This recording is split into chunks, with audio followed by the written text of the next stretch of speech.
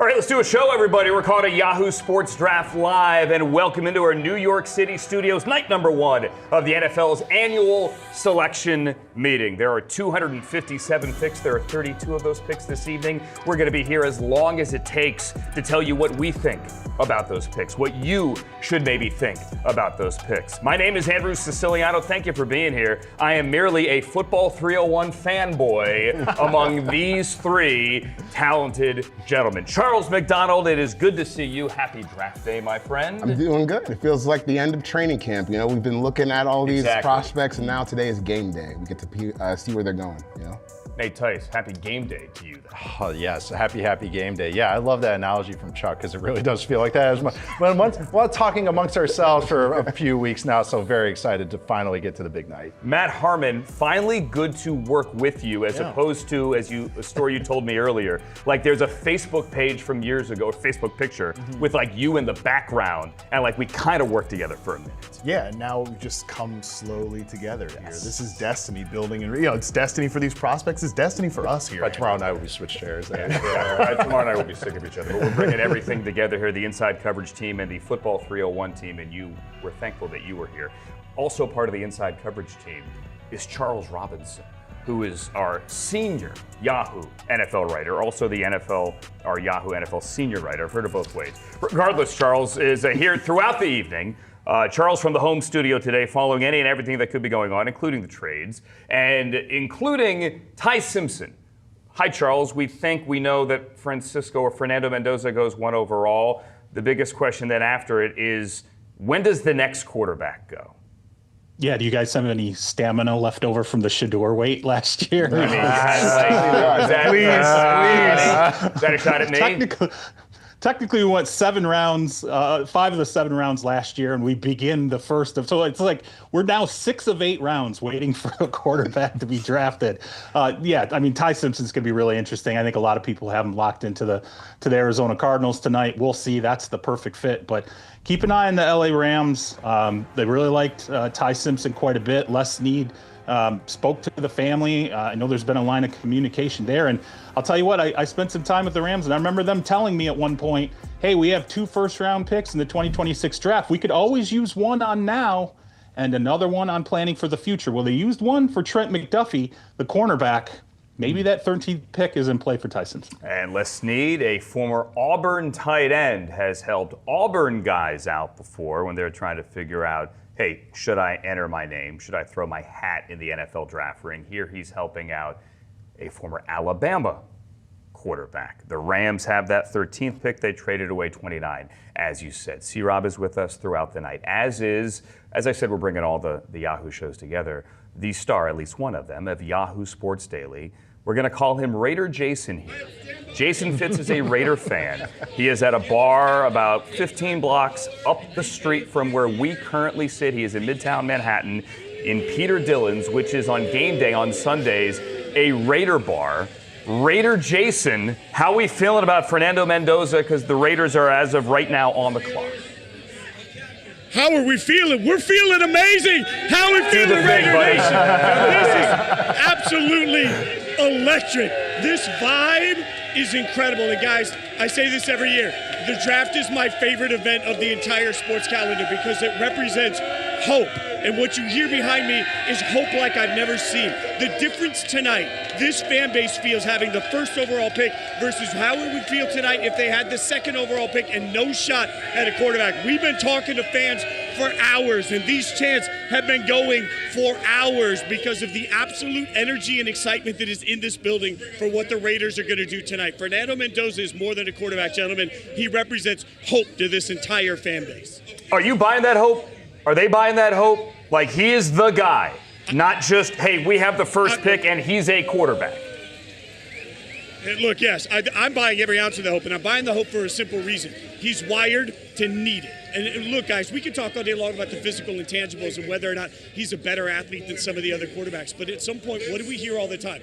The guys that hit the big marks, the guys that finally make it, are the guys that have that internal instinct to have it. Fernando Mendoza is wired for one thing, and that's football. And I think when you go to a city like Vegas, you have to be that type of a quarterback. When you go to the distractions that exist there, you have to be that type of person. And frankly, whether or not he's the most physically gifted quarterback, I don't think matters. The question is he built to need to be successful every single day? I believe he is, and that intangible is why I believe he is going to be the reason Raiders fans can be hopeful, not just now, but as we all know, if you get your quarterback in the first round of the draft, you got your guy for a decade. That's why this means so much to a fan base that has been wondering how to get this team better for so long. And he's a straight-laced dude, which people say is bad for Vegas. I say it's great for Vegas because he's not going to get in any trouble. The guy's going to drive home every day, and you can do a show with him and Kirk Cousins, like in the dad van going back and forth to Kohl's, which is not the scene that you have there. I'm told that there are $4 Jameson shots.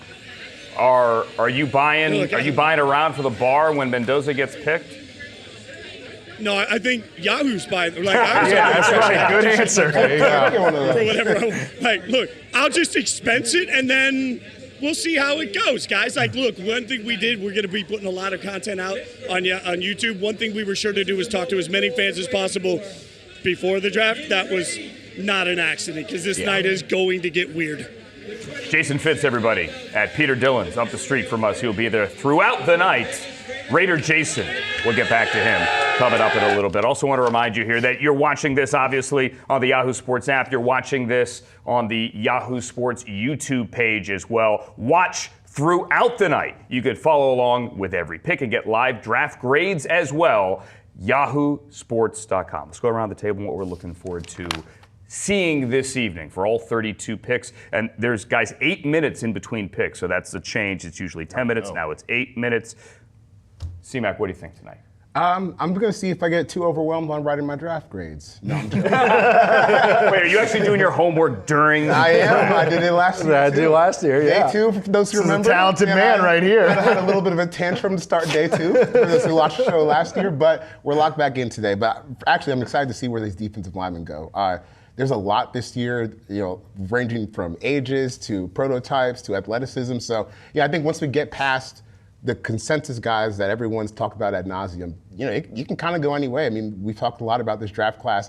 Once you get out the top 10, like 10 to 40, I don't know. Anything could happen because we had a mock last week or not even last week, 2 days ago, where Jordan Tyson and Kenyon Sadi fell out the first round. That's probably not happening tonight, but you never know because I don't think there's any consensus on where these guys are. It applies to every position. Well, we made you guys come to a consensus, actually. So, you have the top 75 on the Yahoo Sports NFL page. Let's pull that up right now. You guys have Arvell Reese at number 1. Do we both agree? Yes. Okay. Fernando Mendoza at number 2. Caleb Downs, Sonny Styles at 3 and 4. So 4 out of the top 5 are Buckeyes. Ruben Bane with his short arms at number 5.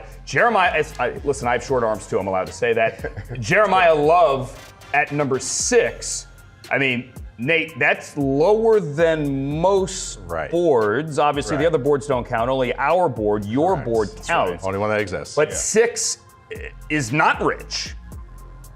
No. It's the opposite of rich. No. And also, this is where, sorry, Chuck already has a bad back, but I'm going to throw him under the bus. Okay. I have him at 3. Okay, you have him at 3. And Charles has him at 10. I'm at 10. So 6 is kind of somewhere we meet in the middle there with our consensus board. But no, and you even see, I think, that top 4 right there, and I would include Love to make it 5. It's those 3 Ohio State defenders. It's Fernando Mendoza. It's Jeremiyah Love. To me, I think with a little consensus of this class, those are kind of the top 5 names. And we're going to hear about draft value or positional value depending on where these guys go, but they're really talented players still. And a class that doesn't have a lot of sure things or A-plus talents or blue chippers or true first-round grades, however you put them, those guys seem to be the ones that's like, oh yeah, well, except for those guys. And then we move on from there. But even where they end up, that doesn't mean they're going to all end up in the top 5.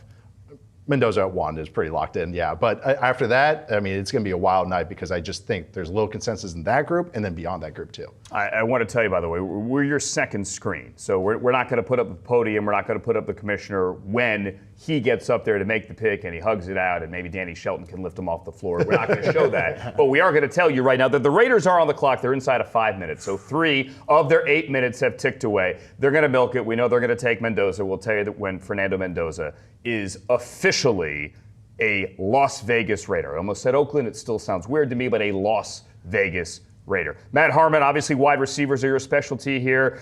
Whether it's wide receivers or the entire big board, what's getting you excited tonight? Yeah, I'll play the hits. I mean, I'm really excited to see where these wide receivers do land because all draft process, it's kind of a hypothetical of, well, a guy like Jordan Tyson, I think he could fit in as a movement Z in this type of offense. Now we're actually going to finally find out where these guys are going to play. And I mean, destination really can be destiny for wide receivers in particular. So I think we might get 6 in the first round, maybe 5, 6. I'm excited to see where they land. Destination can be destiny. That's right. So nurture over nature?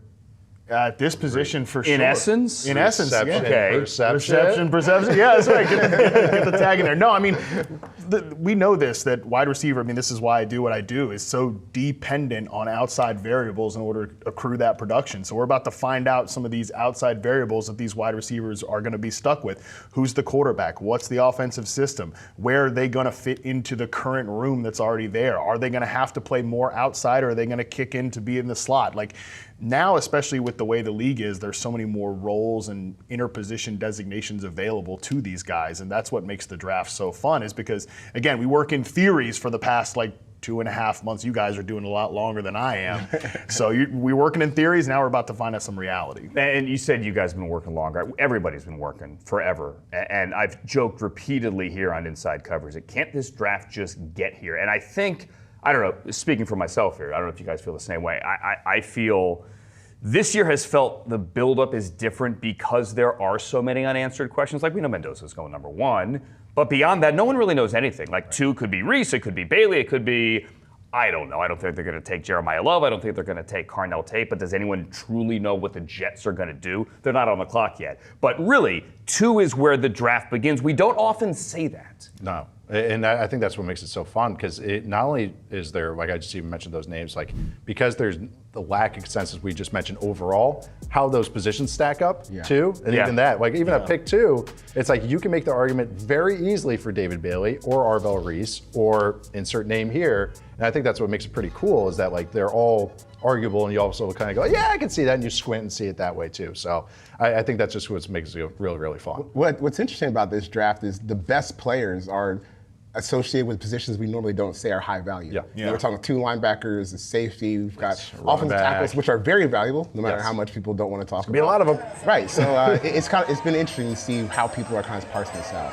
So right side of the screen here, you see Peter Dillon's, where we just spoke to Jason Fitz, Roger Goodell. Off camera, you can't see it, but imagine it's happening. Roger Goodell right now at Acrisure Stadium. You hear the roar. Has introduced Fernando Mendoza. There we go. Who is wearing a black suit with a blue tie. He looks like a banker or a mortician. It's a black suit, and he has the Raider hat on. I'm telling you right now, Fernando Mendoza is hugging it out with the family. Everyone's got Raider hats on. There we go. I messaged a guy from the Raiders that I know that works on their staff there, and I said, had an interview with your business manager, and he goes, who, Kirk? And I go, no, Fernando. And he goes, oh, yeah, that works too. But it was just, I could kind of see it that way, and that's exactly what it looks like there. But it feels nice that even with the Raiders can screw this up too much. Stayed in the lane, stayed normal, did exactly what we expected. In the lane, kept it in the fairway. Back to Peter Dillon's and Raider Jason.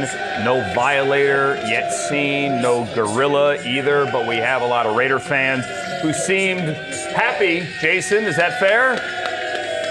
Oh man, this place is going nuts. This is insane. There were people that showed up tonight with Fernando Mendoza jerseys already, so they were a little bit nervous, but nothing to be nervous about. Remember, guys, in my lifetime as a Raiders fan, only 2 other times have they selected a quarterback in the first round. We're talking about Jamarcus Russell, who's essentially Voldemort to Raiders fans everywhere, and Todd Marinovich. Think about what that means for quarterbacks. It has been so long, and I understand the greatness of Rich Gannon. I understand the greatness of Derek Carr.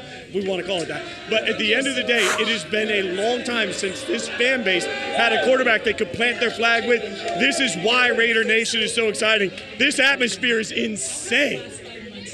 The highest drafted quarterback since 2020 for the Raiders was Aiden O'Connell, who is still on the roster as well, Fitz. Any Aiden O'Connell jerseys there? I have not seen an Aiden O'Connell. I've seen some Nnamdi Asomugha jerseys. Okay, I've nice. seen some old times, like some good old school jerseys. All the legends are represented. No Aiden O'Connell jerseys. It'll be interesting to see where Aiden fits in to the quarterback room that includes Kirk Cousins and Fernando Mendoza. Clearly the nicest quarterback room in the NFL. A little bit better than Andrew Walter. Mendoza! I don't know what we're doing, guys. It's getting wild. All right, go have fun. We'll get back there in a bit. Jason Fitz, everybody, at Peter Dillon's in Midtown Manhattan with a bunch of Raider fans. All right, so the inevitable happened. C-Mac, your thoughts, Fernando Mendoza. It's a good pick. It was the only pick to make. We've been talking about this for 5 months now. It's been easy to write that blurb in the mock drafts. Yeah. Just different jokes saying like, Right. What else do you expect? If you're reading number one Mendoza analysis, what do you need to see in this? Right. But tell me this. Tell me why he's worthy of the number one pick, and not merely the number one pick because he's a quarterback and the team that has number one needs a quarterback. The quick way that I would put it is, do you remember how Indiana looked in that playoff game against Notre Dame? Yeah, they were good. The year before. Oh, the year before. Yes. I'm sorry. Curtis Rourke. Yes. Yeah. No, not good. They couldn't score. And when they played Ohio State, they couldn't move the ball. Every big boy defense came and punched him in the mouth.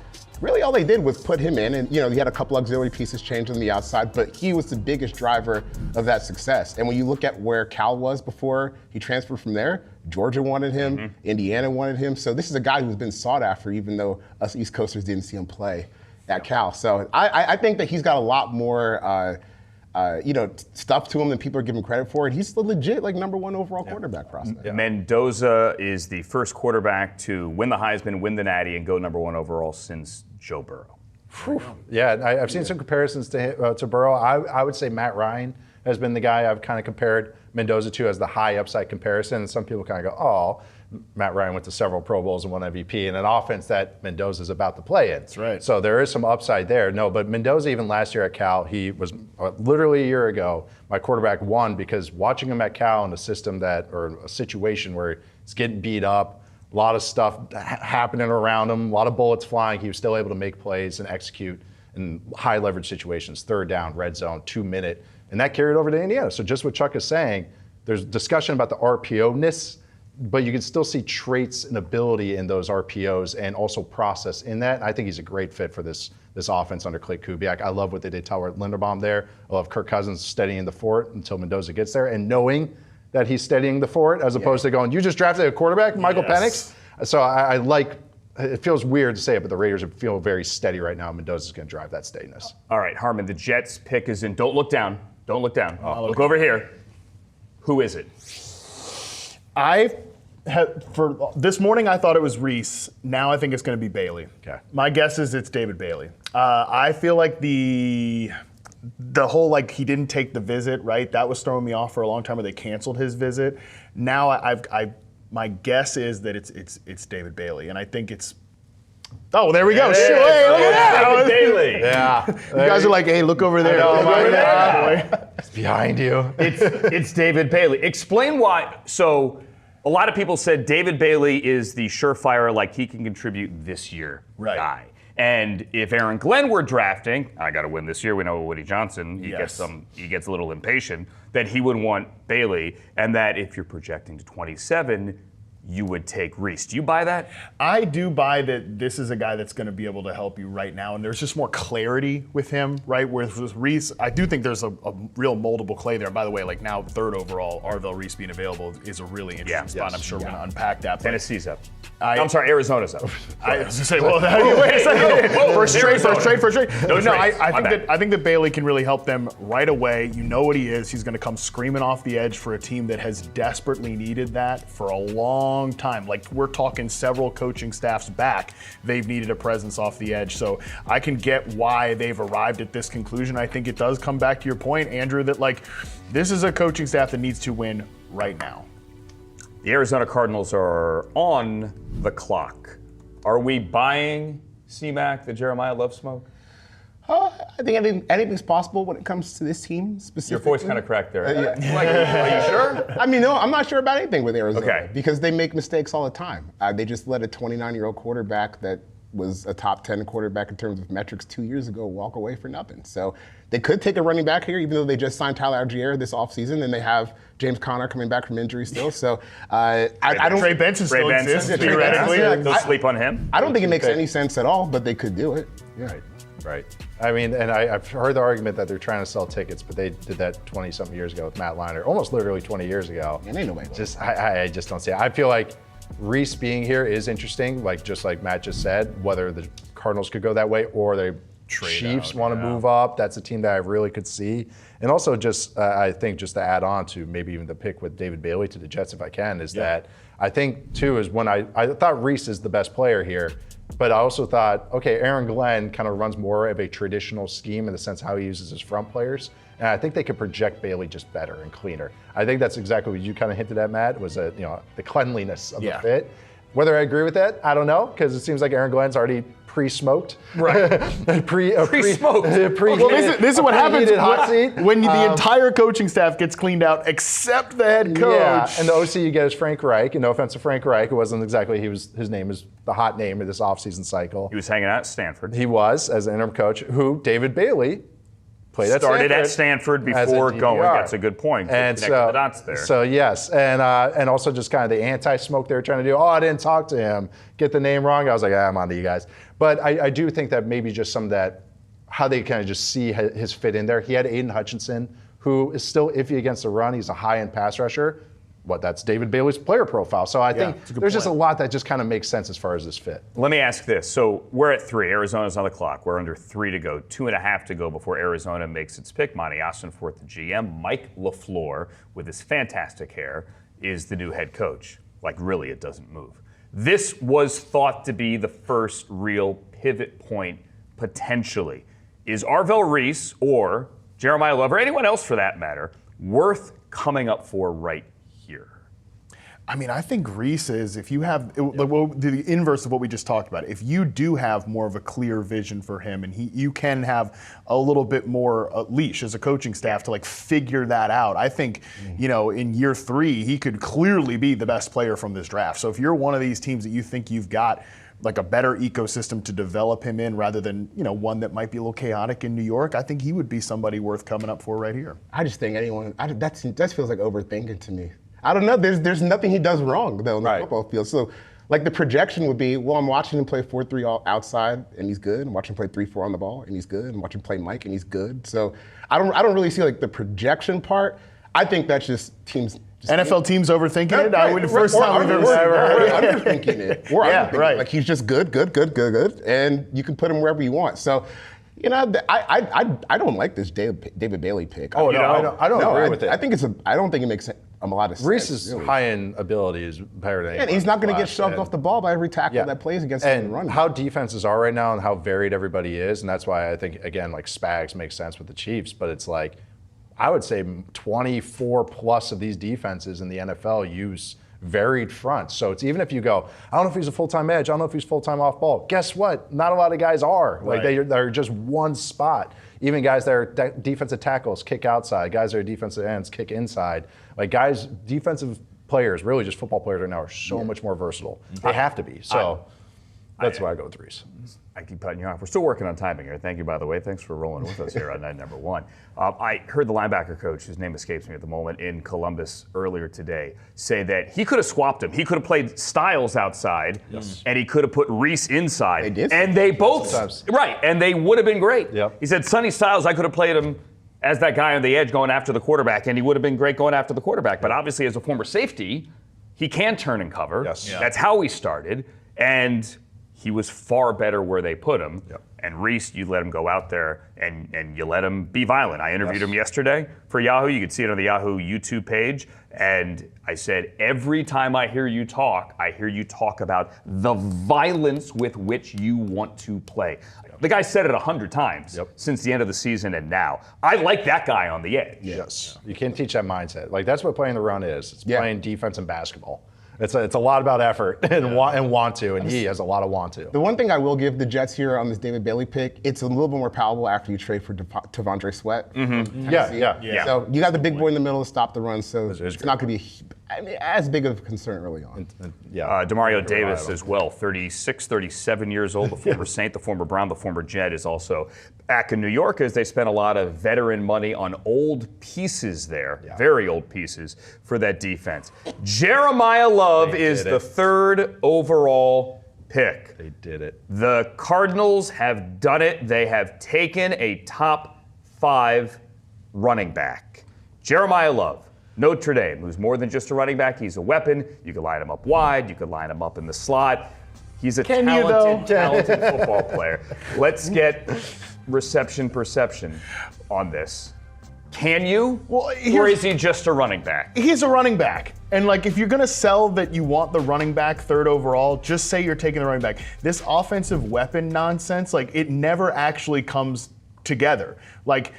Who's running backs running routes out wide are not going to be as good as receivers. Certainly the guys they have in Arizona, I don't care if Marvin Harrison Jr. has been disappointing. He's better running routes out wide than Jeremiyah Love. Michael Wilson had 1,000 yards last year. Trey McBride's a guy that can actually credibly line up all over the field. So listen. We can have a conversation about taking a running back 3rd overall, but let's not do the weapon thing because it never actually ends up happening. It's something I guarantee the coaching staff is going to say it when they go on the podium later. They're going to say it again when we go into training camp, and then when we get to games, he's going to maybe get one catch out wide on a little bubble screen or something. Well, Christian McCaffrey does it, and he's like a fantasy darling. Could Jeremiyah Love be that guy? Could he be Mr. Fantasy for you? Well, I definitely think he's going to be a good fantasy pick. I kind of wish he went to a spot that didn't have so many other guys. Had a quarterback? Well, that would help for sure. Although we did see Jacoby Brissett pull off one of the fantasy scams of all time last year when that team was just dropping back dropping back relentlessly as they were negative game script. I talked to Trey McBride at the Super Bowl and I said, hey man, how'd you have such a dynamic year where you put up all these stats? He goes, well, we were behind a lot. So, even he knew it. So I do think there's at least, and I think they do have some talent there, but they need a right tackle badly. Yes. They need a right tackle badly. They've got to complete that offensive line. Still, I do think Jeremiyah Love at the end of the day, because of the pass catching upside that he brings to the table, and again, not as an out wide player, but leak him out of the backfield, throw him screens. Because of that pass catching ability, he will compete to be a top 12 running back in fantasy this year. He's super talented. It's that's the thing. He's a very, very, very, very good player.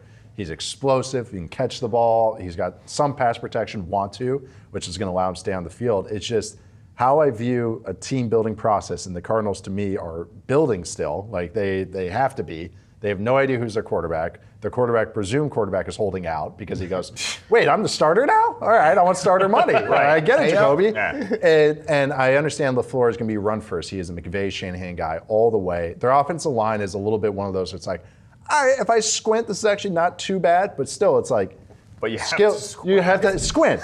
And you need, to me, a team building process is quarterback and trenches first. That's how you build out a team. And to me, there is no pressure on them to win. Right. And if you want to make the argument okay, he can say, Mike LaFleur can go, all right, well, Sean McVay had Todd Gurley early on. Well, McVay didn't draft Gurley. He inherited Gurley when he took over for Jeff Fisher, and they got fired because they stunk. And they had the number 1 pick to draft. Well, they moved up for that, but they still moved up because they had to do that. But it was just one of these things where it's no argument really makes sense for where the Cardinals are at. Yeah. It's not Jeremiyah's Love ability that I'm knocking. It's more just where the Cardinals are. You just saw Ashton Genty play fairly. I thought he played okay last year. Especially in the second half of last year. Yeah, and the Raiders, they had 2 games last year where they failed to get 100 yards. I mean, this is not 100 yards rushing, 100 total yards. Right. I mean, fewest plays in 20 years. There's a very recent example of why you should not do this if you're a team that's rebuilding. Yeah.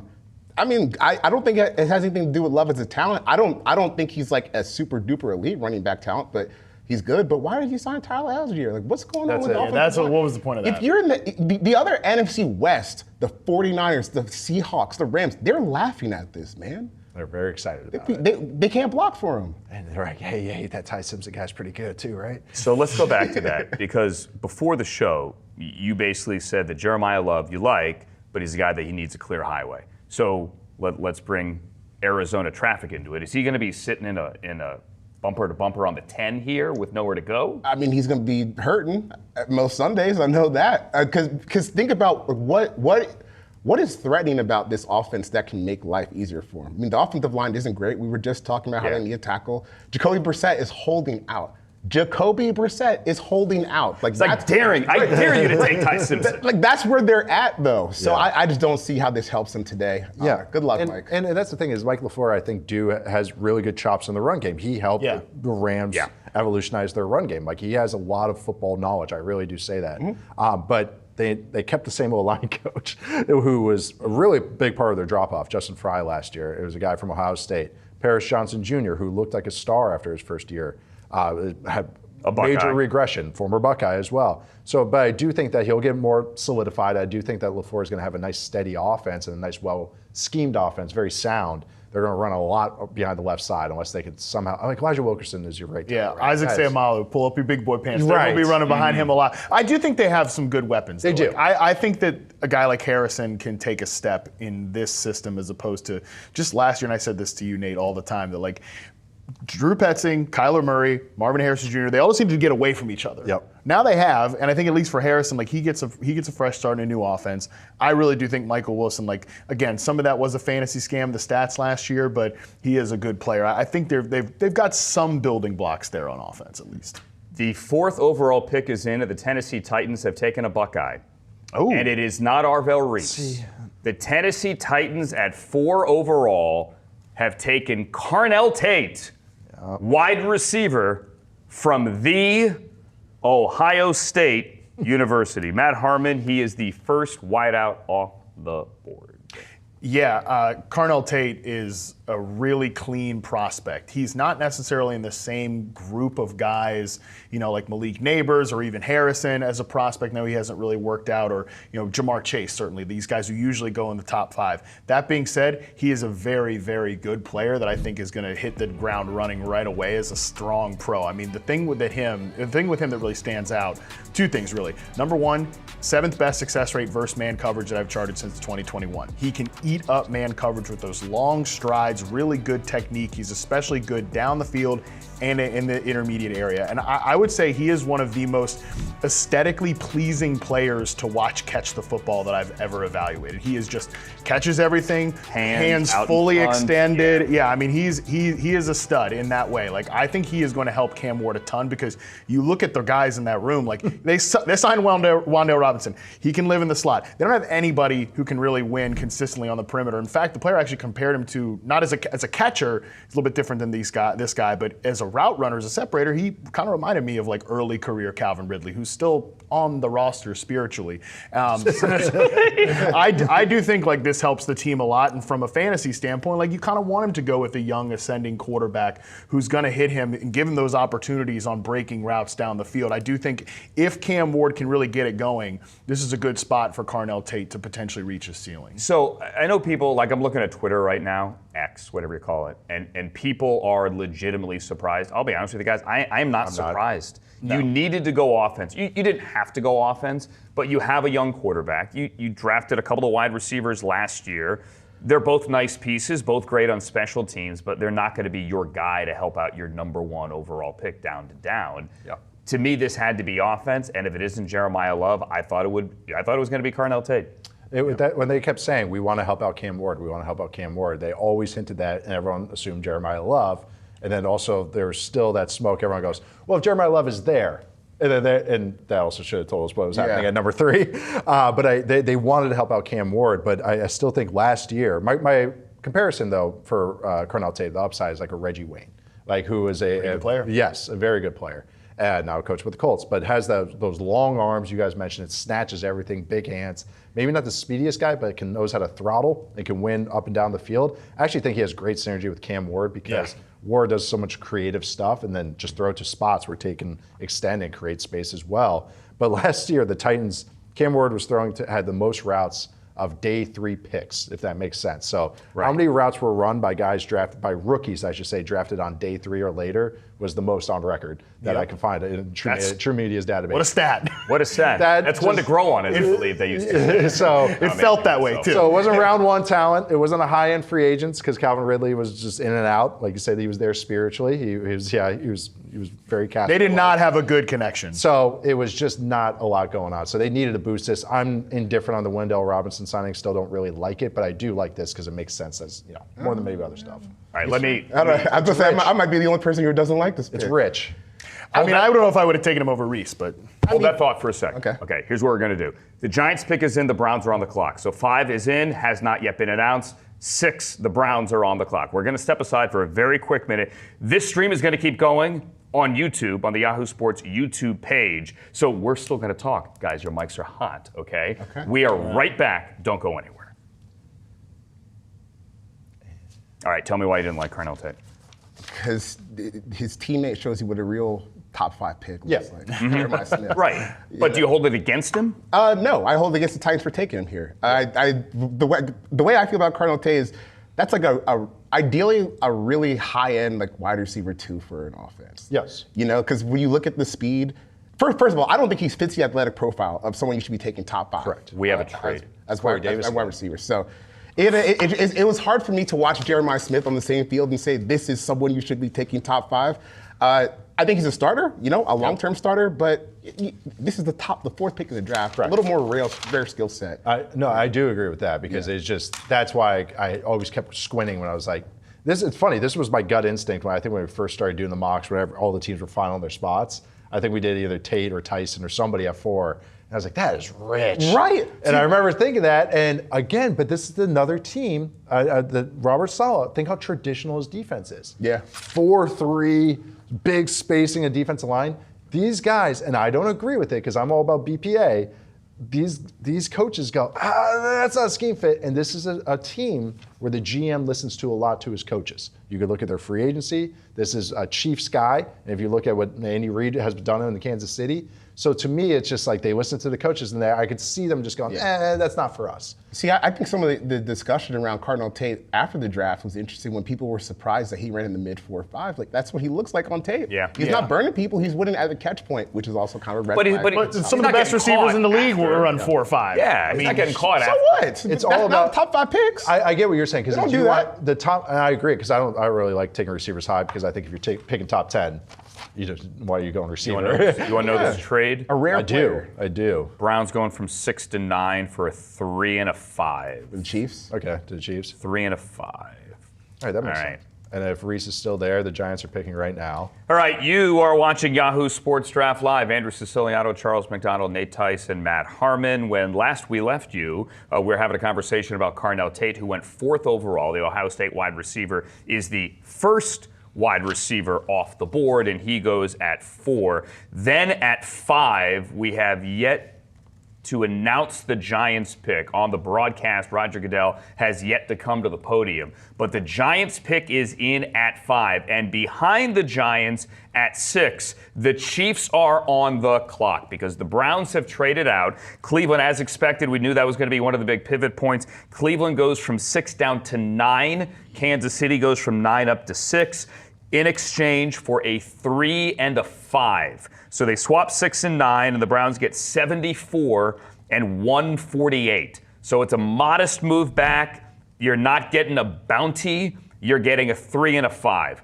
For the Browns, they have to think that at least the 3 on a team that desperately needs to get younger and needs starters, that 3, even in this draft, not the deepest of drafts, that 3 at 74 could be a starter. The Browns also hold 70. That is their own 3rd round pick, so they will have 70 and 74 in the 3rd round. Who do you think the Giants pick is going to be? It's on the board in 20 seconds if you haven't looked at Twitter yet. Reese. I think Downs? An Ohio State defensive player. Yes, right. Yeah. They're all on the board. To me, it's like one of the Ohio State guys, it's Tyson or it's a lineman, but I think those guys are having 10. I mean, Reese, Styles, Downs, somewhere in the spine. I'd have to think it was, one of those. I'm doing the math on trying to find the On the trade value? chart. Yeah, on the value. Okay, I got the chart right here. I got two of them right up here, but no, and I think the Chiefs are knowingly moving up to 6, knowing the guy they want is still there at 6, which to me, Reese would be cool. Reese, yeah. Styles would be cool. Anyone. Downs would be cool. Their defense is so thin, man. Yes, and they still have that second first-round pick, and I think when we've done all these mocks, that's something that was illuminating. Okay. I think that doing all that training, all that homework, was that the second first-round pick, there's always a receiver there, like when they picked that second first-rounder. So it's like, even though I want them to add to their team speed, I think they could play the game where they can get that guy a little bit later. The move from 9 to 6 is a 250-point move. That Kansas City pick at 74 was a 220-point pick, so they're throwing the 5. So there's your deal. So a reasonably even deal from 9 to 6 for the Chiefs and the Browns. And then, yes, it is a Buckeye. It is Arvell Reese, edge. Many thought he could go 2. He goes 5 to the Giants. Remember, the Giants were also picking 10. This is their original pick.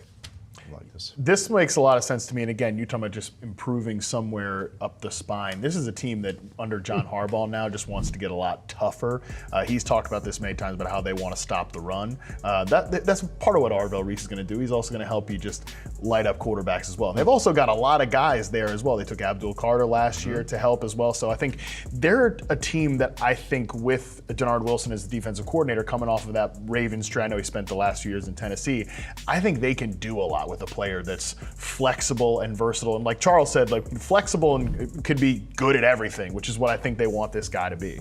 Yeah, I know. I really like this. I mean, I take the best player and a player that you need. That's what I kind of have them going with Downs a lot in our mocks, because they are just been giving up big plays like crazy the last couple of years. Like, and on 3rd and 10, scrambles, check downs, and it was just somebody in the middle missing a tackle, whether it was a safety or a linebacker. So if they want to, they have Edmonds still. They signed Tremaine Edmonds. They got him from the Bears.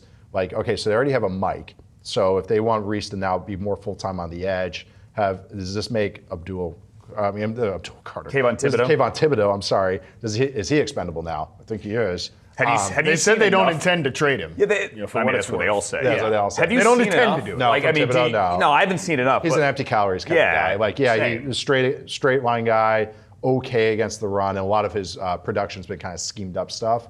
I just like this for the Giants. Just don't overthink it. Take the talented player. We'll figure it out later. And I think Wilson is a guy that can do that. He can have some creativity with his front 7 guys. A+. Yeah. I mean, the fact that he's even here is ridiculous. I didn't think he was going to be here. Yeah, I mean, and I don't know where he's going to play, but I don't think that matters with him because man, his off-ball linebacker tape, it's like just as good as Sonny Styles' stuff is. You know, like he can cover, he can play the run, he can rush off the edge, he works as a blitzer. I mean, and tackling in space. I mean, it's really just unbelievable the way he's able to play with strength on the edge against bigger players. I love this guy. I think he was the best player in the draft. So to get him at 5, like. This is how you get value within the top 5 picks of the draft. Draft someone who easily could have gone number 2. So the Chiefs are on the clock. They obviously traded up because they wanted somebody. Who do you think they want? Defensive player, maybe Caleb Downs. That's what I would take. Brian Cook left to go to Cincinnati, back to Ohio. I think it's Caleb Downs. Downs would be interesting. They Remember lost both corners. Chiefs were thriving with Eric Berry for years. Yeah. You know, if it goes 6, that would be the highest one since Jamal Adams. We've had some guys at 5. You know, Eric Berry. Eric Berry. I believe Eric Berry was the last top 5 safety. Okay, so that would be the last one. So that would make Eric Berry be a lot of fun there. We had a lot of fun in Kansas City. I remember still the pick 6 in 2016. Chuck, when he had the pick 2, the 2-point conversion. That's thriving Eric Berry. So he's had a lot of, like Andy Reid really doesn't. He has his own thing. Like he doesn't have like an arm length minimum. He doesn't have like thresholds for anything. He's taking a Xavier Worthy at 150 pounds soaking wet. He's taking. Do you think this could be Ruben Bane at all? I think it could be. You said the arm length. I think it could be Ruben Bane. He's the same guy that took Brandon Graham. Brandon Graham, he got in the teens in Philadelphia. And again, it's going to be what Andy kind of floats with, and it's wide open for him.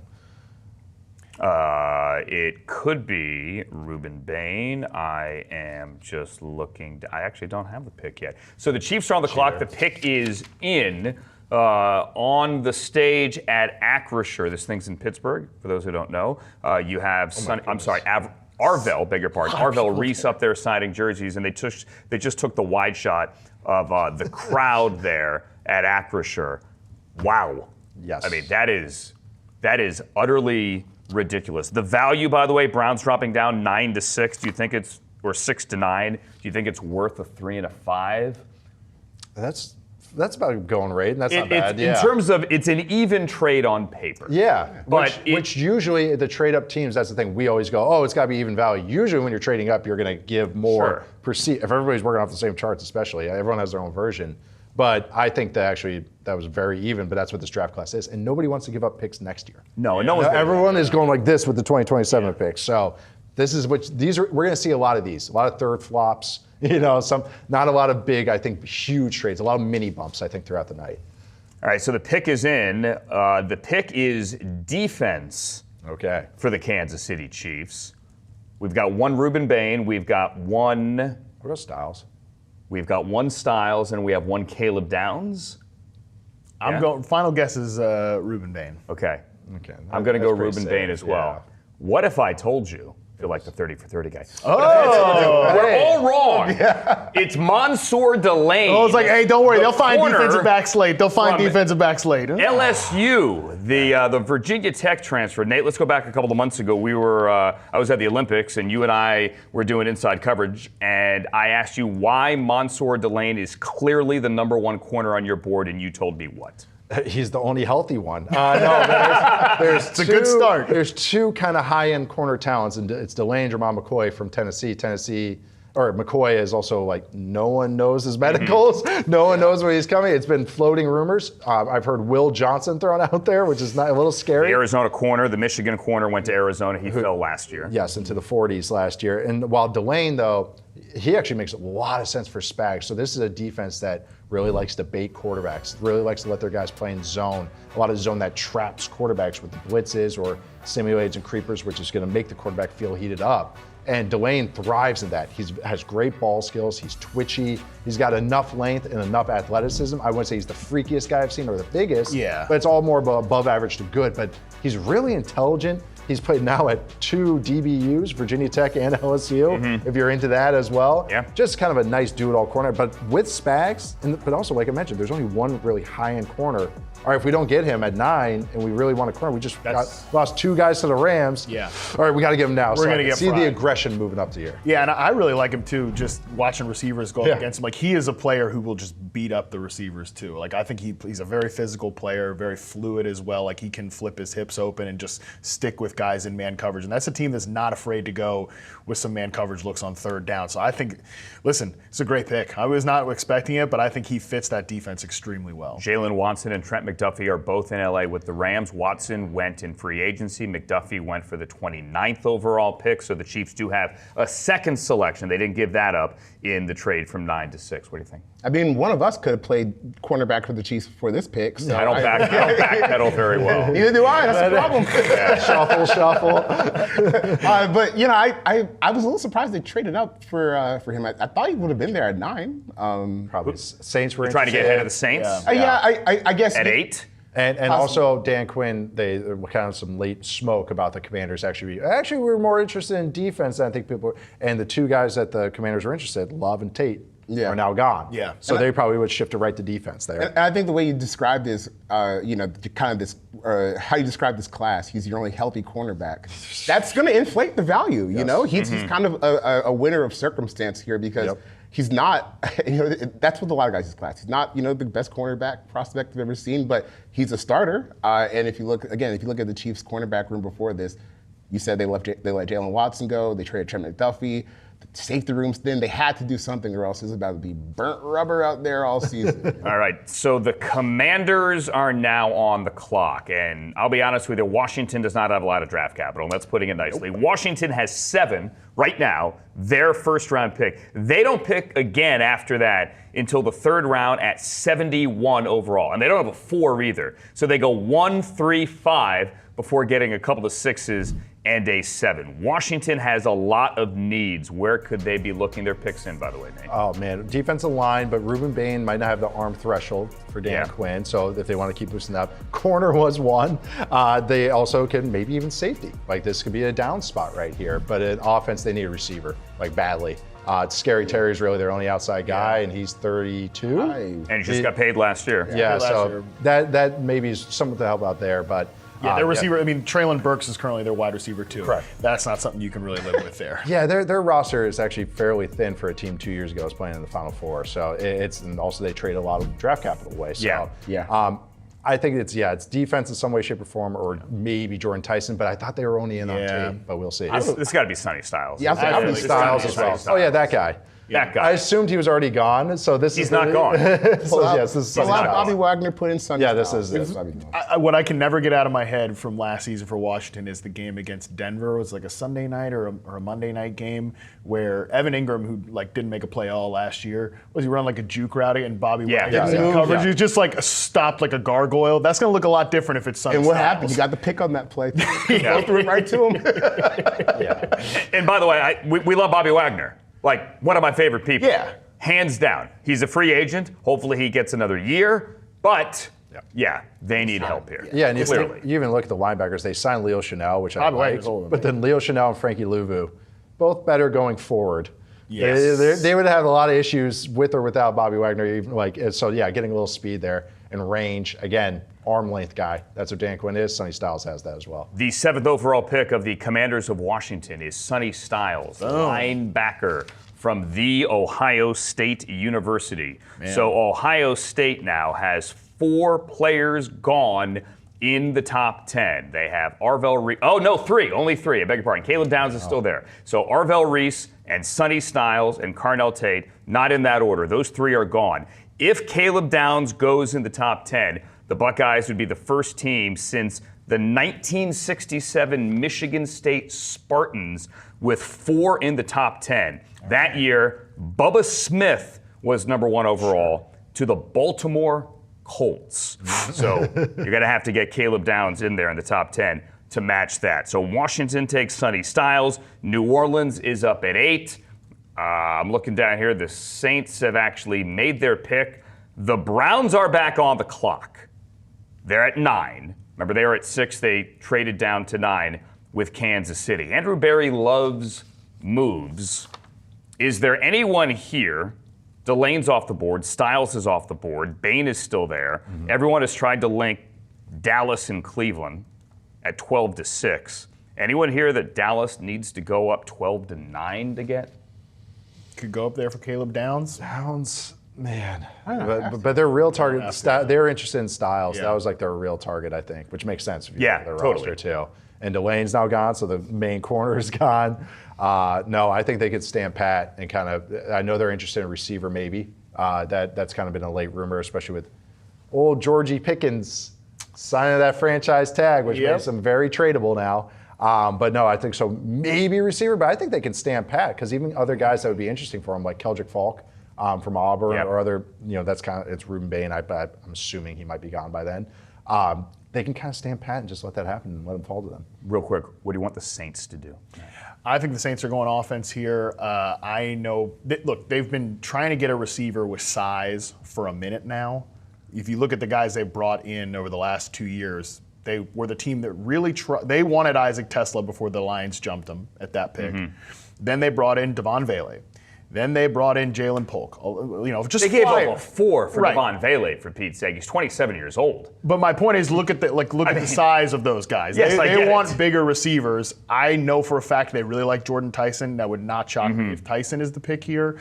And I actually think we'll talk about it if it happens. But it would be an interesting and a pretty good fit there. But I think they do need to surround Tyler Shuck with some more weapons. Like as much grief as the Cowboys got for making the Mingo trade with Carolina, the Saints have escaped national scrutiny for giving up a 4 for Devon Vele. I feel like we gave it to him pretty hard for that one. Other than Football 301, which is why you need to listen to Football 301, because what was that move?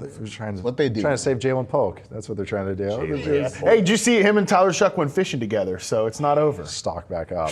Okay, once you go fishing together, Time in hand. It's over. The fishing narrative. We're going to take a quick break here. Remember, we're continuing on YouTube. Our mics are going to be hot, so we're not going to say anything stupid that we know of. We'll be back in a minute with the Saints on the clock. Don't go anywhere. You're watching Yahoo Sports Draft Live. All right. Saints pick, not announced on the screen, but you want to know who it is? Yeah. Kinda, yeah. It's Jordan Tyson. Yeah, I figured. Browns pick is in at 9. They sprinted. No up there, too. O-line yet. Well, this is where I think Yeah, it it's is. just- Yeah, the Browns will. Oh, this is why they wanted to trade back because they're like, we don't like this guy. At Yeah, I 6. just thought we would have them by 8. You know, Yeah, But no, you this know is where what, it dude? starts. Here's like, this is a fantasy field draft. yeah, I would have. I know we're still alive. It's Tyson at 8.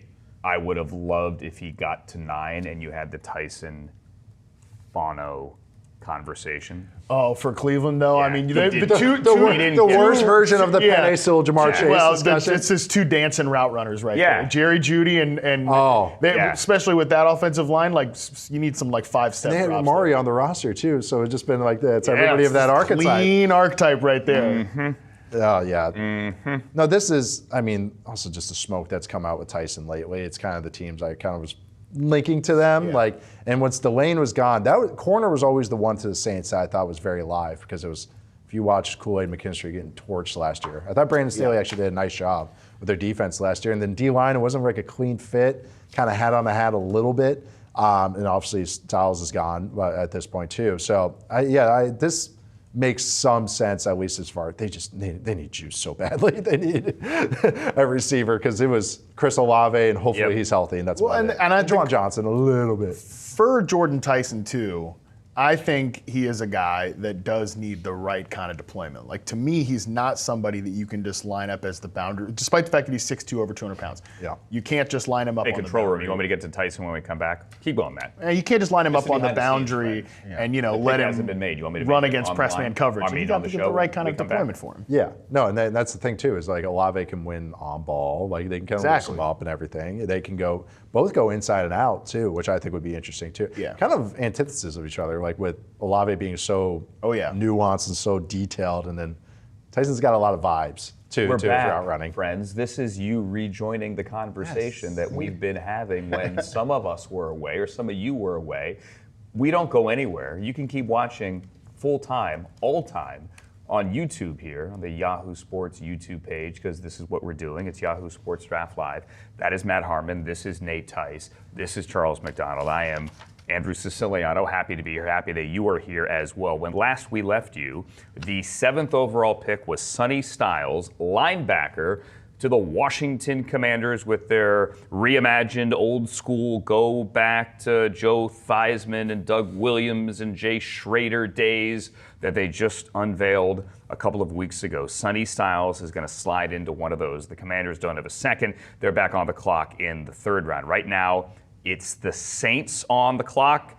That pick is on the Twitter, but has yet to officially been announced by the team nor the commissioner. If you're watching on a television feed, live feed, it'll say Saints pick is in.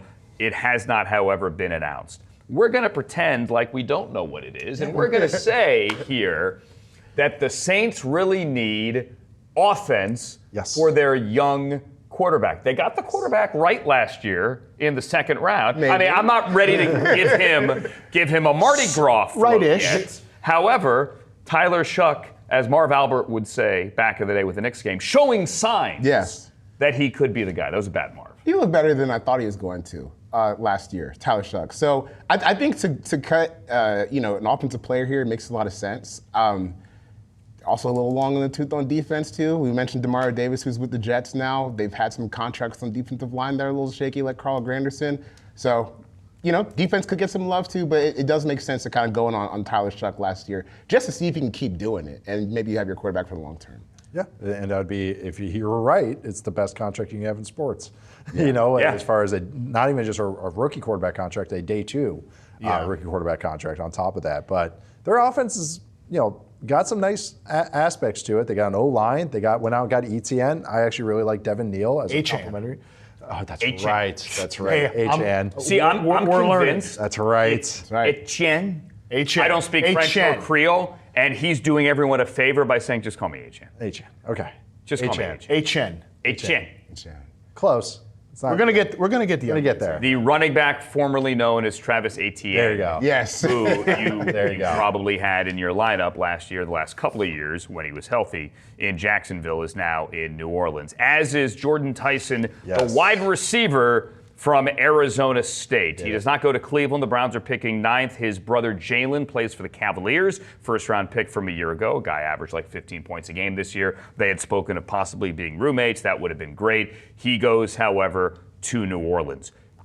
There are some that had Jordan Tyson ahead of Carnell Tate. You guys were not in that boat. I was. You were? Okay. Tell me why. Because I'm a physical skills junkie. I don't know. I like the guys who can be aggressive and explosive at the catch point, and I liked his athletic traits a little bit more than Carnell Tate. And I would say Carnell Tate is definitely more refined and ready to like help an offense today than Jordan Tyson. But I used to gamble. I'm a dice roller. I like the physical upside, so I like Tyson a little bit better. In ways, like, I think that there are a lot of things to improve. Is kind of exciting for him because like the baseline physical skill set is nice, but he's got to stay on the field a little bit more than he has in the past. I would say, like, there's no guarantee that he does get the skills that you need, but at least you got Chris Olave on the other side, so you can have another wide receiver.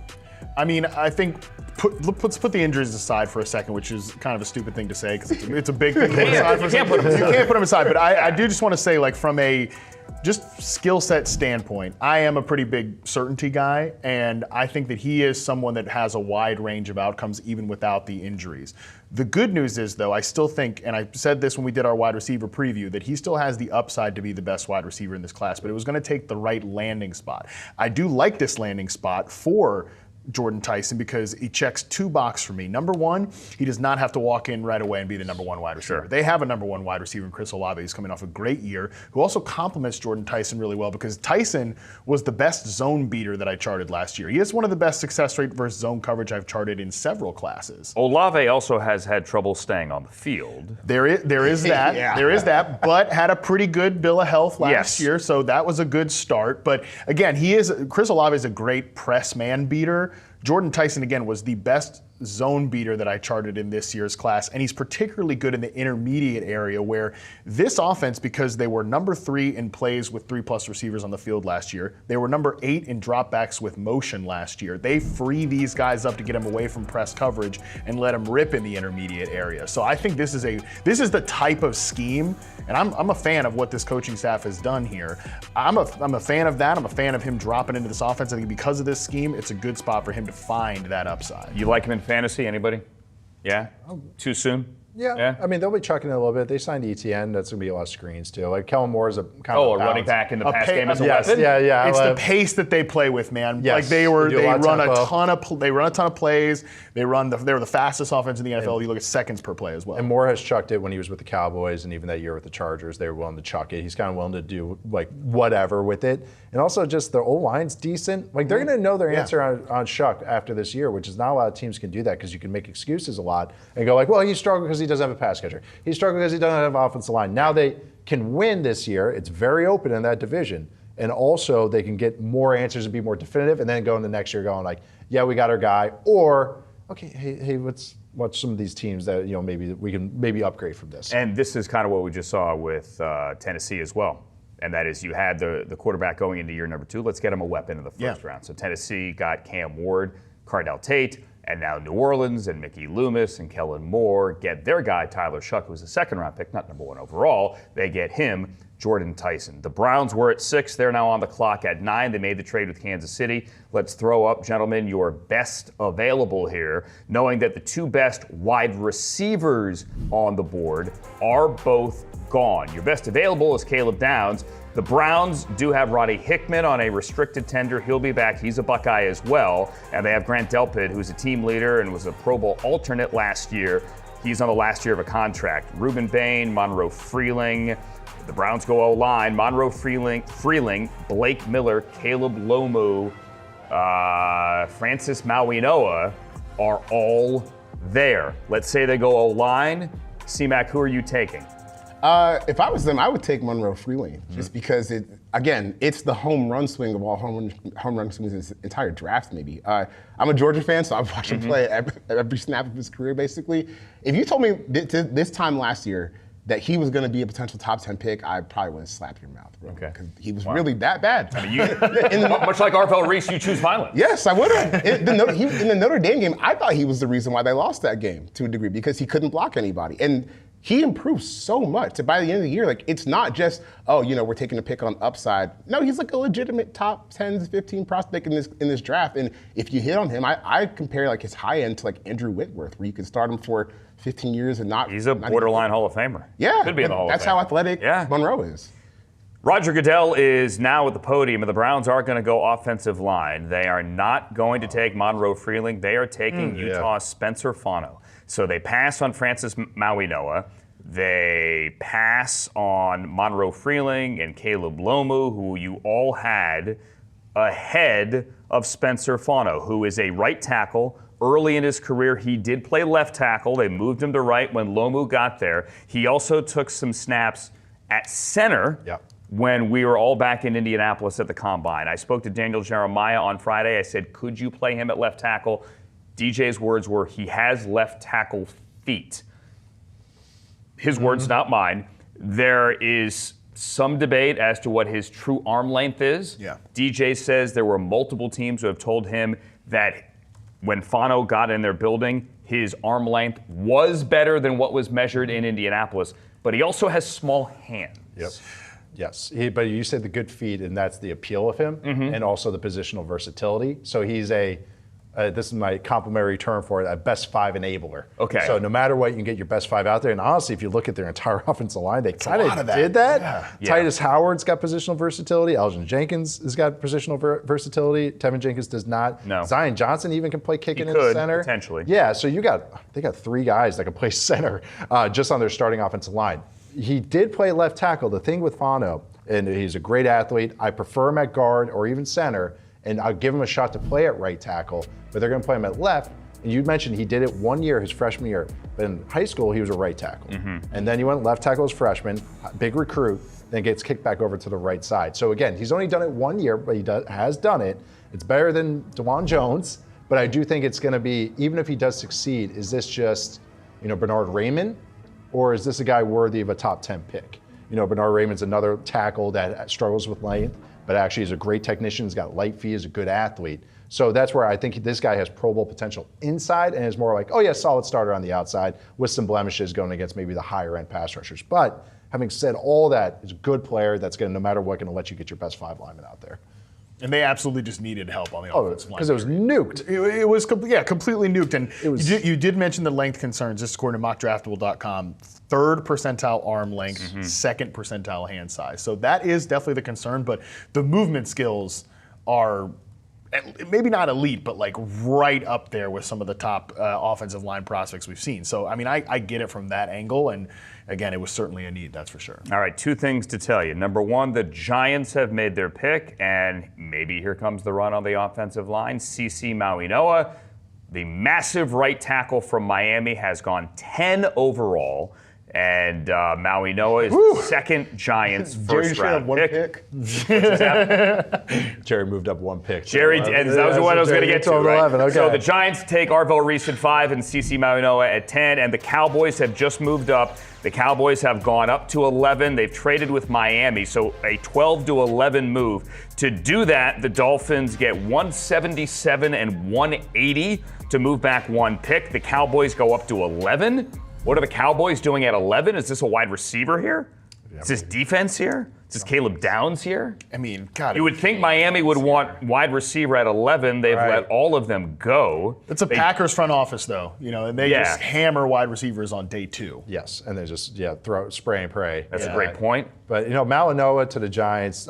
This is the guy that was in the weirdest way, the cleanest fit for the Giants. It made sense, because he could start out at right guard for them and then just kick outside. They re-signed Jermaine Elmanor, who is older but had a really nice year last year. They signed him to a 2-year deal, I believe. So he can be the heir apparent to the right side. Do not need one on the left side. You got Andrew Thomas, who was truly playing some of his best ball last year. Has a back, which apparently teams are okay with, but that's a little scary to me.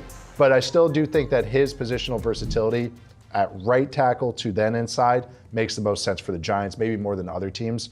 But to me, I was very comfortable with him, obviously he went number 10. I was going to say top 12, top 15 pick in any type of draft class. Yeah, and let's get to the back thing. So he had to go back to Indianapolis a couple of weeks ago for a medical recheck. That's why the Combine is in Indianapolis for a lot of reasons. It's a great town. It hosts the event well. Everybody loves it. But also because of the medical facilities there, it is a one-stop shop to get everyone's medicals done, which is a huge part of the Combine. The on-field work is a TV show, and it's certainly important. The interviews are important, but the medical is maybe the most important thing. So Maui Noah went back there, and he got his back checked out. Allegedly, it's okay, but there are some reports that suggest that maybe one day he might need surgery.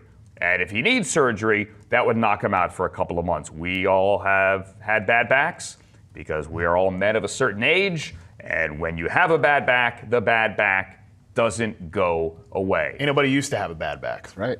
Right.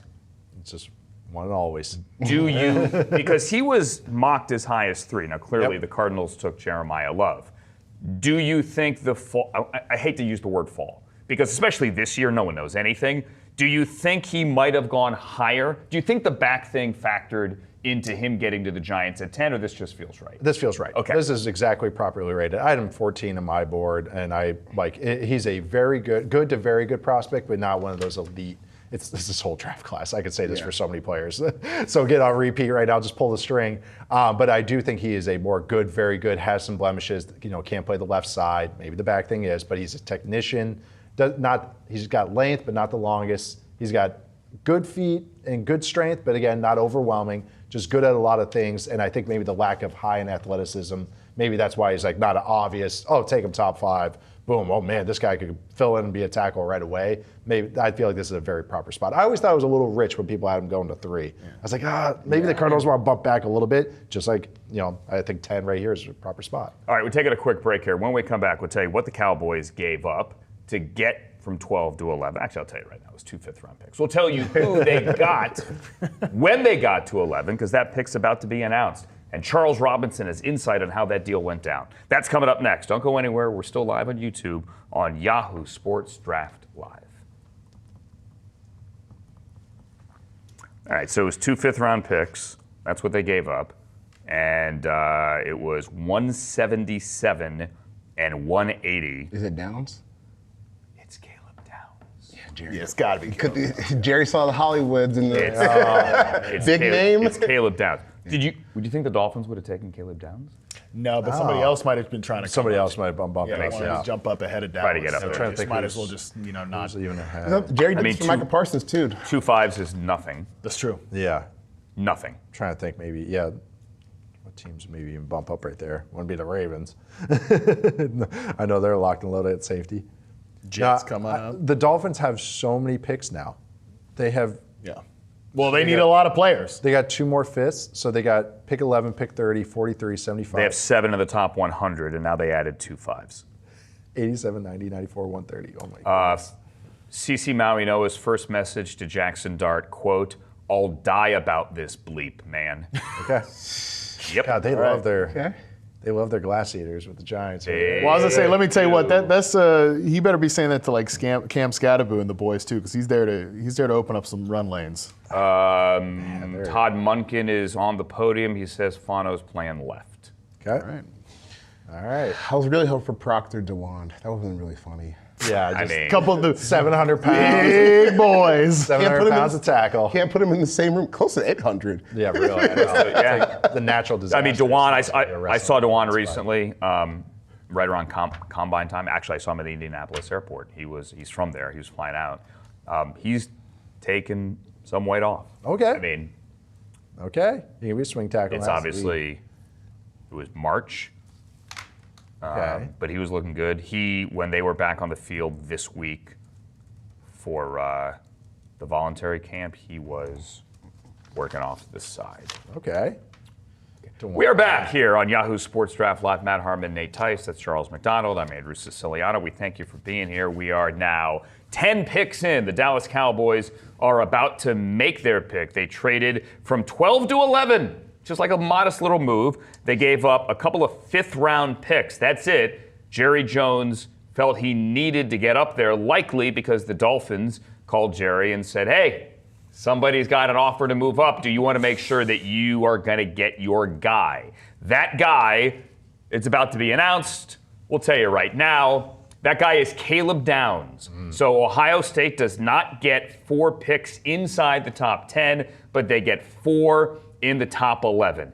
Dallas, obviously with Christian Parker as the new defensive coordinator, coming from Philadelphia as the secondary coach, going to Dallas, could use some help in the secondary. And Charles Robinson, they take Caleb Downs from The Ohio State University. Charles Robinson, our Yahoo senior NFL writer. How'd this thing come together, buddy?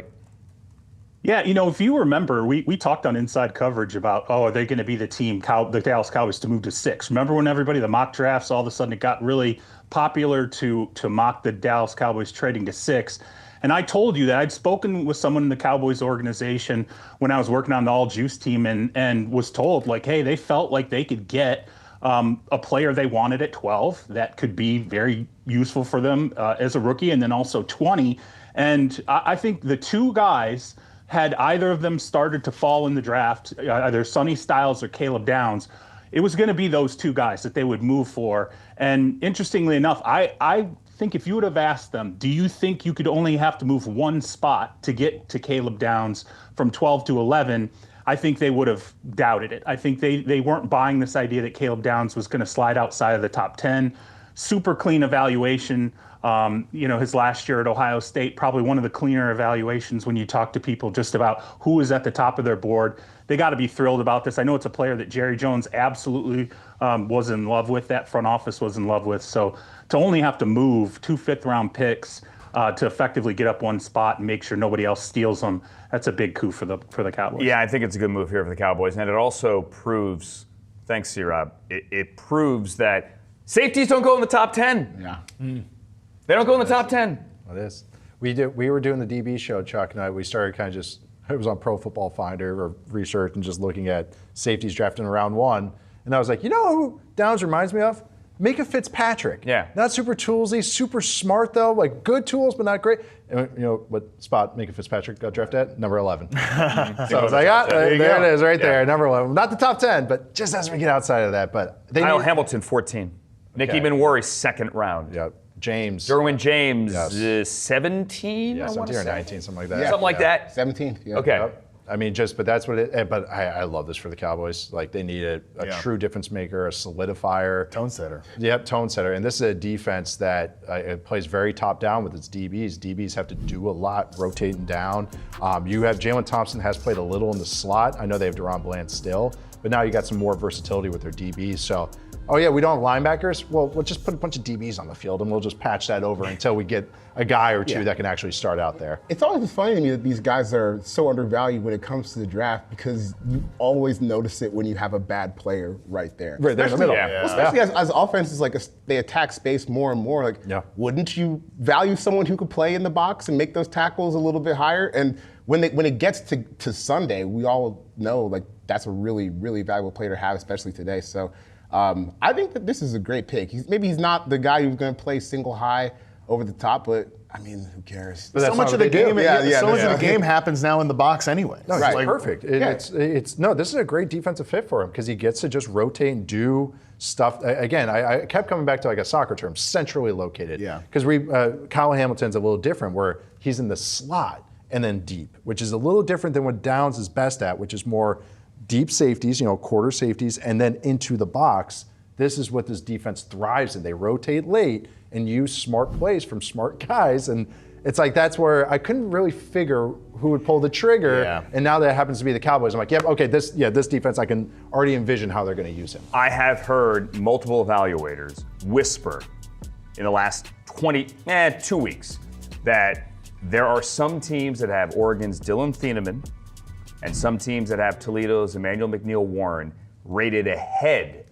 of Caleb Downs on their boards. You're shaking your head. You don't buy that? That's ridiculous. I'm just telling you, I've heard that. You haven't heard that? This guy's been the best. I've seen it, but I've seen it. Yes, but also it's okay. You think it's nonsense? Yeah. No, because people get bored. That's what they're good players. Those 2 are good players. This guy's been in our lives for a long time now. Nick Saban said he was the best player as an 18-year-old freshman. Exactly. And that's who coached Micah Fitzpatrick? Nick Saban. Same exact stuff he was saying about that guy too. Yeah. When you have Nick Saban and Ryan Day saying he was the best player on the field he could have coached, and from the second he stepped on campus at Alabama as a freshman or the following year, in Columbus as a sophomore, he could have played in the NFL. That's good enough for me, and that's good enough for Jerry Jones at 11 overall. My interview with him came out this week with Caleb Downs, and this is just a play I just randomly brought up a PBU he got against Michigan. On that play, there was no defensive play call in there. He just passed it over for Matt Patricia. We got a huge pick right now, literally. Yeah, literally. But I like this fit a lot for Downs. Wow. The whoa you just heard was all of us collectively going, whoa, when Alabama offensive tackle Kaden Proctor, I would say all 380 pounds of him, but that's not a knock. No one knows where he actually is right now. He is a massive, massive human. And yeah, Caleb Downs slid in there at 11, but the run on offensive tackles is here. Kaden Proctor at 12. Big boy. That's a plus and a strength and a weakness here is what I would feel like.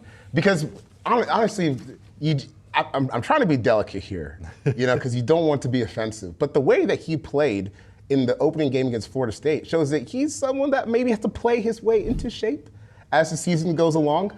Just a little bit concerning, and even in the broadcast on that game, I remember because I rewatched it back a couple weeks ago. They were talking about how he came into training camp way overweight for Alabama. So that's the part that's scary with these guys. I covered the Jets when Mekhi Becton was picked there. He was a lot more athletic than Kaden Proctor, and the days where Mekhi could suit up, it was great. When he was coming back to camp and he had eaten too much over summer and getting lower body injuries all the time, that's tough to deal with as a fringe top 10 pick like Kaden Proctor is. So the recent track record on guys, his weight is not great because they're going to be hurt a lot. But I will say he's got the traits to at least figure some of that out, even though I do think it's a little scary for him. They desperately needed a right tackle. Like Austin Jackson's been in that spot for way too long now. John Eric Sullivan, the GM, he came out and said recently, feel really good about my left tackle, feel really good about my center. And there's other 3 spots on the offensive line, you know what I'm saying? So they were definitely going to hit offensive line here. It makes sense to me. This is a true rebuild that you're hitting the trenches. You're hitting them pretty hard here. I do have concerns about the weight though that you mentioned, Charles. That being said, 6'7", 366 allegedly. We showed the listed weight for him there. Their left tackle Patrick Paul is 6'7", 326. So they've got 2 big boys there on the outside for their small running back to run behind. Patrick Paul's got real star ability. He really was one of the more improved guys in the NFL at any position last year. He's a true left tackle. Proctor, I have more questions on. I see the talent. Yeah. He's a guy that I viewed as a late first, early second guy because I have questions about the weight. Also, as a power guy, I never really felt that power. Kind of reassured me when I talked to my dad about this. Mike Tice on our offensive line show that he kind of had some of the similar concerns. Ends up on the ground a little too much, which is usually an indicator of lack of athleticism. Not a lot of guys are built like this, and that can be a negative, and it's an outlier. Sometimes I look at guys that are too small. Proctor is maybe a guy that's too big. If you just look at since 1970, guys that are 360 pounds or more, these are the first rounders. Aaron Gibson, former Badger, 27th overall pick, 34 games started in his entire career. Mike Williams from the Bills, 56 games started in his entire career. Tried to convert him to guard. Brian McKinney, who my dad drafted actually, did start for a while. 162 games started, was a good, not amazing offensive tackle. I think only 1 Pro Bowl. And then Mekhi Becton, who we just talked about, who is a guard now, is about to be on his 4th team? Maybe, fourth. Yeah, 4th team. Yeah. So, and again, it's just guys that are heavy kind of tend to get heavy. Even Nick Saban today said, kind of some backhanded compliments in there where he was like, he's not a self-starter. In scouts parlance, that is so damning. Yeah. And so those are just the concerns I have to lay out because they need a right tackle. They need a lot, the Dolphins do. They could throw a lot of darts today, throw a lot of darts tomorrow. This one is just it's a little rich for the concerns that I have. Yeah. He has talent. It's risky. He has a lot of talent, but going back to the Saban thing, when pre-draft, it is the job of these college coaches to get their guys drafted because it speaks well to the program. Whether it's NIL or whether it's recruiting kids out of high school, you pound the table for the guys in your building. The higher they go, it's good for everybody. Mm-hmm. When you hear a coach, and I heard the Saban thing as well today, when you hear a coach say, yeah, but, right? Yeah. Then you've got to be a little happens after concerned. Whatever happens Right. after that, that's what you're more concerned about. Right. If you thought Kaden Proctor was surprising at 12, stick around. Oh, It's about to get fun. You are watching Yahoo Sports Draft Live. Yeah, it's about to get fun. We're going to stay live on YouTube if you want to bounce over there. Maybe we'll talk about how it's about to get crazy over there. Don't go anywhere. I don't want to spoil it for myself. So the Rams are on the clock, guys. Did they do it? Can we wait? Should we wait? Yeah, let's wait. Let's all wait to no. find out. All right. At 13, the Los Angeles Rams have selected. Okay. Yeah. I got a text saying don't look at my laptop too much, so I'm not going to look down. I'm going to keep eye contact right here in the camera. no, That's Well, the Rams I can have see. taken. I can see the message number on my iMessages just ticking up and up right now. Yep. So I'm sure they did. Yeah, I got a big number there too. Yeah, I got a lot of unread messages Yes. here. So, yeah, that's interesting. Good news, though, Dolphins fans.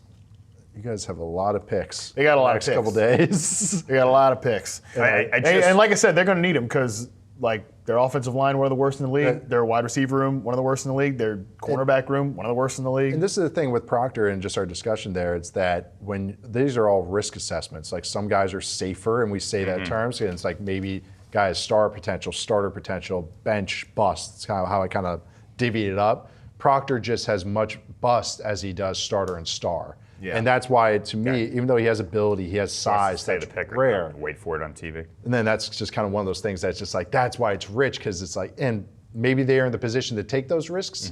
To me, it's like I would rather have sure things if I'm building up a team. Like that's just how I view these things. Like, especially since I do think there are some other worthy tackles out there. Do you think I was going to ask you this when we were on before. I know we're still on YouTube here, friends. Hi. So I'll ask this on kind of on the air. Do you think if McDaniel were still calling plays, Kaden Proctor is that pick? No, because way. he's not fit. Right. Not a scheme fit for them. Yeah. But that's what's interesting too, because Slowick was there on staff last year, and he was a tried and true whenever they tried to get away from the Shanahan greatest hits last time in Texas in Houston, it didn't work out. Right. So it's interesting. It is. It definitely is. Yeah. And that's the thing too. Is like we were even talking pre-show and stuff. I really do think 9 offensive linemen go. That includes some guards too, maybe a little later.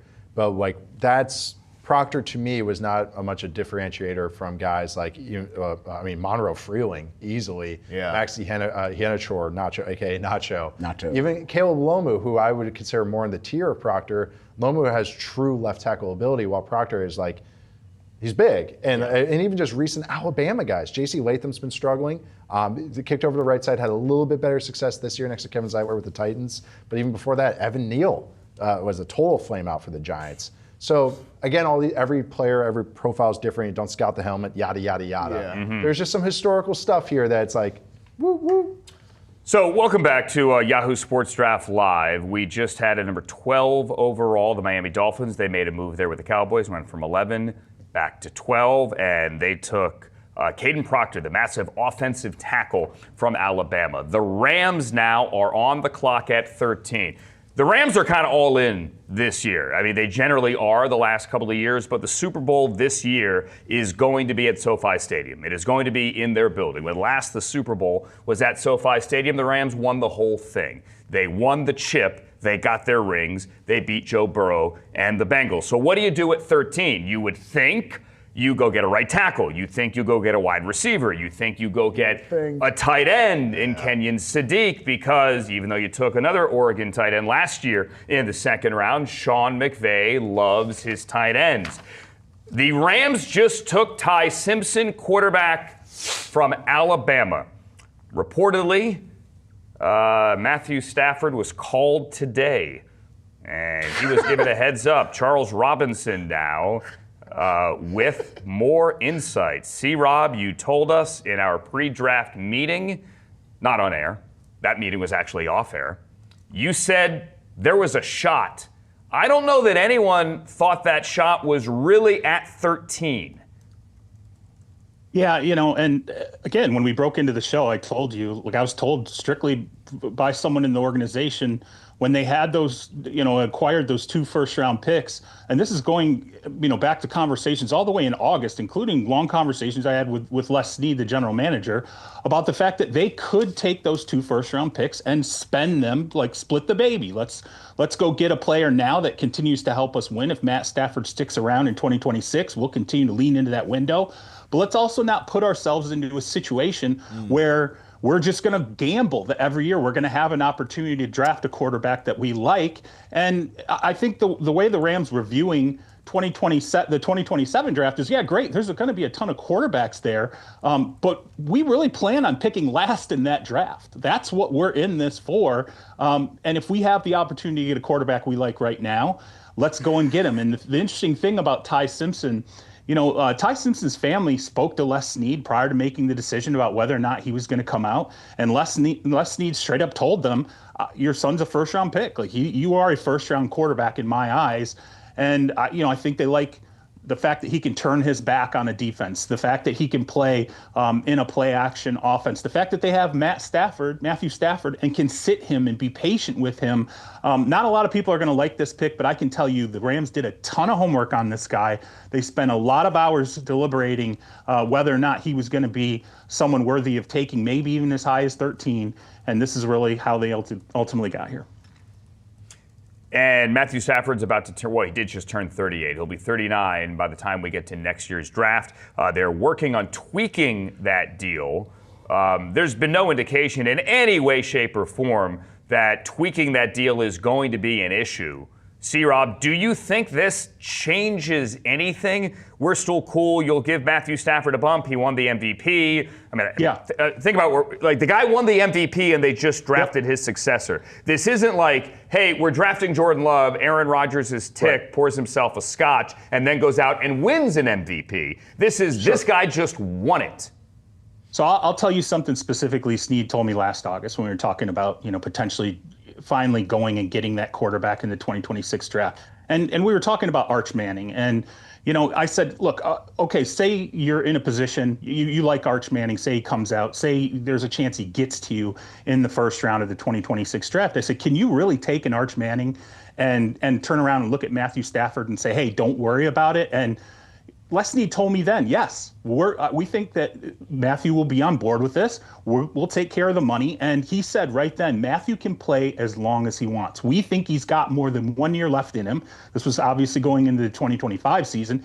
He's like, if we take a first-round quarterback, we're okay being patient because we have someone that's already elite at the position, and it just means we can take our time with the next player. And Sean McVay can really work to mold him into where he needs to be in that offensive system. So they have been looking at this and putting a person in that room with Matthew Stafford going back to last offseason. So I don't think this is a huge surprise. They'll pay Stafford, and Sean McVay, I could just tell you from conversations leading up to this draft, Sean McVay was going to make it abundantly clear if they were going to take a quarterback, Matthew, we are not pushing you out. You are going to be here as long as you want to be here.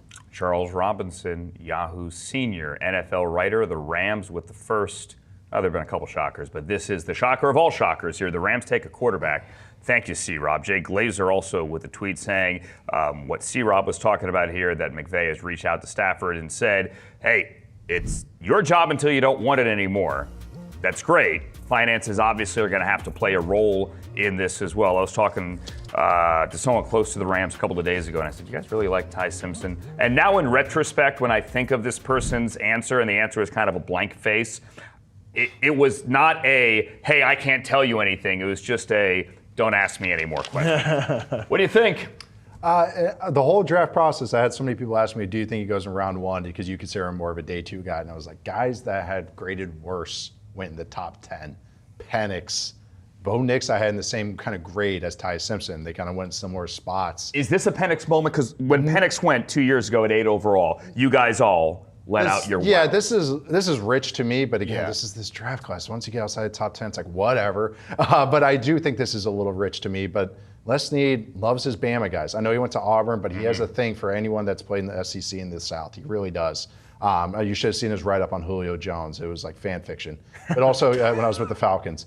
But also guys like, he has Stetson Bennett on this roster. And I can honestly say this. I've seen Stetson Bennett struggle in preseason practices where I was like, all right, I've seen much better than this. And they held on to him, competitiveness, all this. So why I'm also bringing up Bennett, they didn't care about size. Like they think if you can operate in this type of system, we're going to go for it. So I have those parameters, but they obviously don't. And also the turn your back to the center thing, you can teach that. That is what's something why everyone just extrapolates and goes, oh, he can turn his back to center. Guess what? Everyone gets taught to do that day one. You just lean into other things. Yeah, but some guys have been taught but don't get it. Right, but it's one of those things to me that you're chasing a thing that's already complete, while Bennett doesn't have maybe some of those things that you really want in your first-round quarterback. Maybe they're fine with that. They can insulate this. This is Sean McVay, who I consider one of the best offensive football minds currently. But this to me is just like, all right, I get your argument at 13. Like that is, you're pushing it. You have one of the best rosters in the NFL right now. Right. This could be a difference maker at some position. It could be insurance at another position, I think. The truth here is this is a very far delineation from where the top of the quarterback game is right now, physically. Correct. When you look at, you call the top 12 quarterbacks, everyone's got some sort of extreme physical trump card. This ain't Taylor Green. Right. Correct. Right. Yes. And part of the problem to me with this pick is you saw exactly where the physical limitations hurt Ty Simpson last year at Alabama.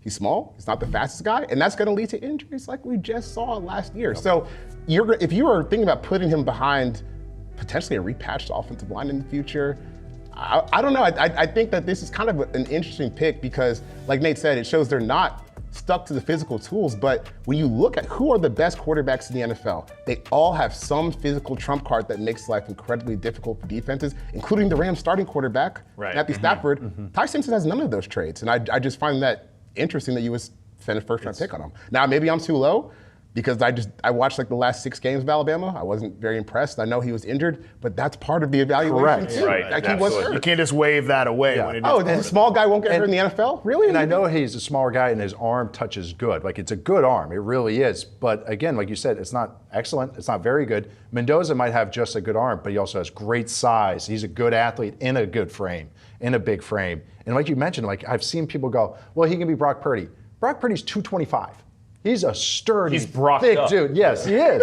And he can move decently. And Simpson is a pretty good athlete, but I'm not going to run design runs with him because he'll get crushed. Well, the other thing, too, is that Brock Purdy had 4 years of starting at Iowa State, or 3+ years of starting at Iowa State. Right away. Right. Ty Simpson has 15 career starts. Yes. That's it. And that's another knock. Historically speaking, 15 career starts does not do you well in the NFL. Ask Anthony Richardson, very different players. I understand that. But that is the most recent example of a guy being taken in the first round with this few starts. Yep. Ty Simpson to the Rams, he is going to have some room and some time to wait and marinate. Coming up next, the Ravens are on the clock at 14. This is not the Raiders pick. This is the Ravens pick. What do they do in Baltimore? We'll tell you. Don't go anywhere. You are watching Yahoo Sports Draft Live. The Rams watched all those dig routes and were just like, well, we can. That's what we do, That's right? what we do. That's easy. And the first half of the season. He was under center. Okay. How do people vote? Taylor Green had more under center snaps than Ty Simpson last year. And so it's just like that. If that's your argument for it. How do people vote? Do we know? Yeah. The under center thing is it's like we jumped the shark. If you're good enough, that was the big question on Drake May. And right away he could do it because he's a good enough athlete. And if you're a hard worker, you can figure it out. That's the thing. Well, you think the guy's not going to work hard to figure out how to take they're wired snaps right under center. And that's the thing. And also with Simpson too. Anyone listening, it sounds like I'm crushing him. I hate him. Everything. I like a lot of his game, and I really do. It's just that I find you can find types like this more often than the guys that are the freaks, the guys at the top of the line. Just look at QBR right now. Drake May. All right, top of QBR last year. I'm just simplifying it right now, quick to look up. 225, runs a legitimate sub 4.5. Mm-hmm. Just watch him run. Brock Purdy's actually pretty quick. This is one guy also you can bump a little Shanahan stat here. Maybe they would just watch a lot of Brock Purdy film. They're like, we want that again. Jordan Love, 230 and change.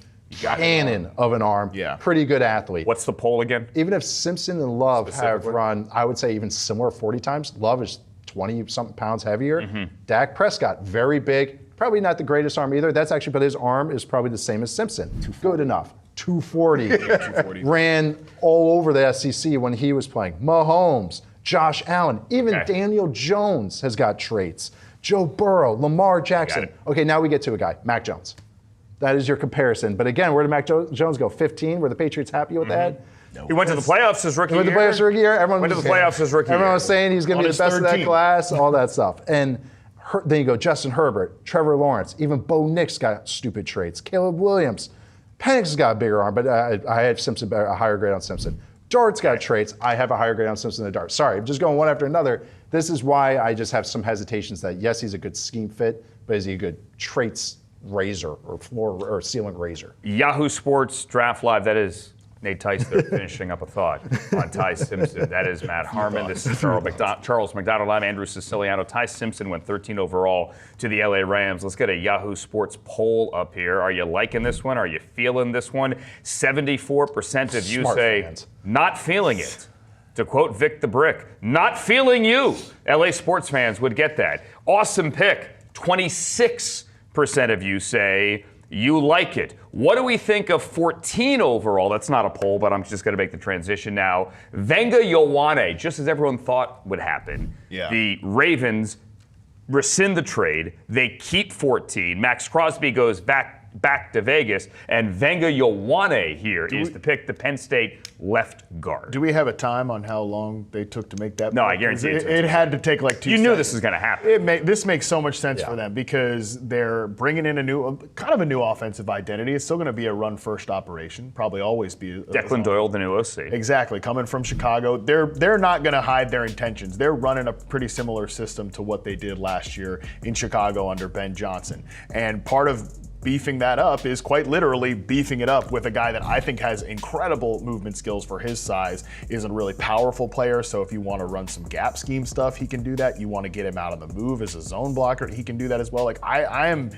think this makes so much sense for them. This is like still trying to get the best out of both Lamar and Derrick Henry, and it might be Derrick Henry's last year in Baltimore, so this makes a lot of sense to me. There are some who will say, C-Mac, that Caleb Downs and Wena Yawwan are the safest picks in this draft. You buy that? For Caleb, definitely. Okay, not for Wena. He's a good player. I think he's a really sturdy player, but he's not in the class of Caleb Downs. Okay. We got to pull this down a little bit. But for the Ravens here, I mean, how many times did we mock this pick to them? Oh, my God. And not just the most obvious It pick. really was. The question was, would he get there? I started to go, all right, is this too obvious? Oh, no. Right. Because look at their offensive line. They've got Stanley, they've got Rosengarten at tackles. They just signed John Simpson. Yeah. There's no center here to take, so you need to get Andrew Voorhees out of the lineup, no offense to him, and get a little sturdier at offensive guard. So this makes a lot of sense. And what I like about it is he's got upside, man. Oh, yeah. A lot of upside. Because there's things he can improve on in his game, which I think it still makes him kind of exciting because I think his floor is high as a run block. All right, don't want to fall behind here. That was 14 at 15 overall. The Tampa Bay Buccaneers have selected Bane. Ruben Bane, the Miami defensive lineman, goes 15 and stays in the state of Florida. Nate, your thoughts? Oh, man. Warren Sapp, is that the last Miami defensive lineman to go to the Bucs? Just trying to think of right there. But no, Bane here. Some have said that he could bounce inside, especially on passing. He's a future 3 technique. And that's what's so great about him is that on this type of defense under Todd Bowles, or really anybody, you can find a fit for him. But what's kind of cool about what he fits with this defense is he can push the pocket. He can create havoc on his own. He's sturdy against the run. Yeah. All these things, they don't really need the idealistic guy. They need a guy that's good enough as a pass rusher. So even if he's not that bendy 12-sack guy, that's not what Todd Bowles really goes for. And this is what the Bucs kind of do anyways. It's just, hey, best player? Cool, let's do it. Ruben Bane was one of the best defenders of football last year. He dominated the playoffs. And plays the run and plays the pass. That's what they need up front. They need true non-specific players, guys that, he has to be here. Bane can go on the outside on base downs. He can kick inside on pass rush downs, and also how funky their scheme can get.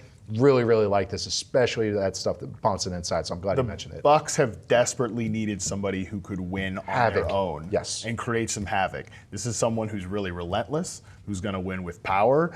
And I mean, again, you just watch this team the last few years, and I've watched a lot of Bucs football because shout out to my personal trainer, he's a Bucs fan. Every Sunday I didn't think we were going to get one of those. Every Sunday he's texting me like, or Bucs or Jets. why? Right?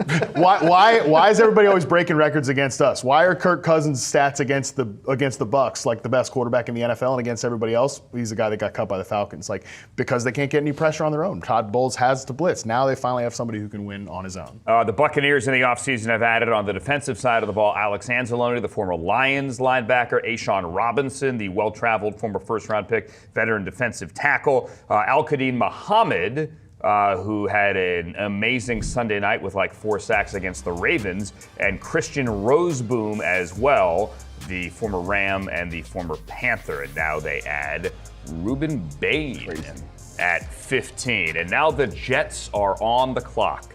The Jets at 2 overall went David Bailey. Real quick, what should they do here? I've seen receiver floated for them. I like them as an old line team, but Vega just got sniped for them right before that. They go a lot of different positions here, but those are the 2 that kind of grabbed mine. Please, no receiver. The pick is Kenyon Sadi, tight end end from Oregon. Last year, Mason Taylor was a second-round pick out of LSU. Now you get Kenyon Sadi. Look, maybe I'm just way too skeptical of like what the Frank Reich offense is going to look like, but when I imagine like a system that might get the best out of Kenyon Sadi, it certainly wasn't what I think the Jets are going to be doing here. I don't think they have the offensive ecosystem to elevate another pass-catching talent. Like, they've still not gotten the best out of Garrett Wilson at this point in his career. I think this is just too many.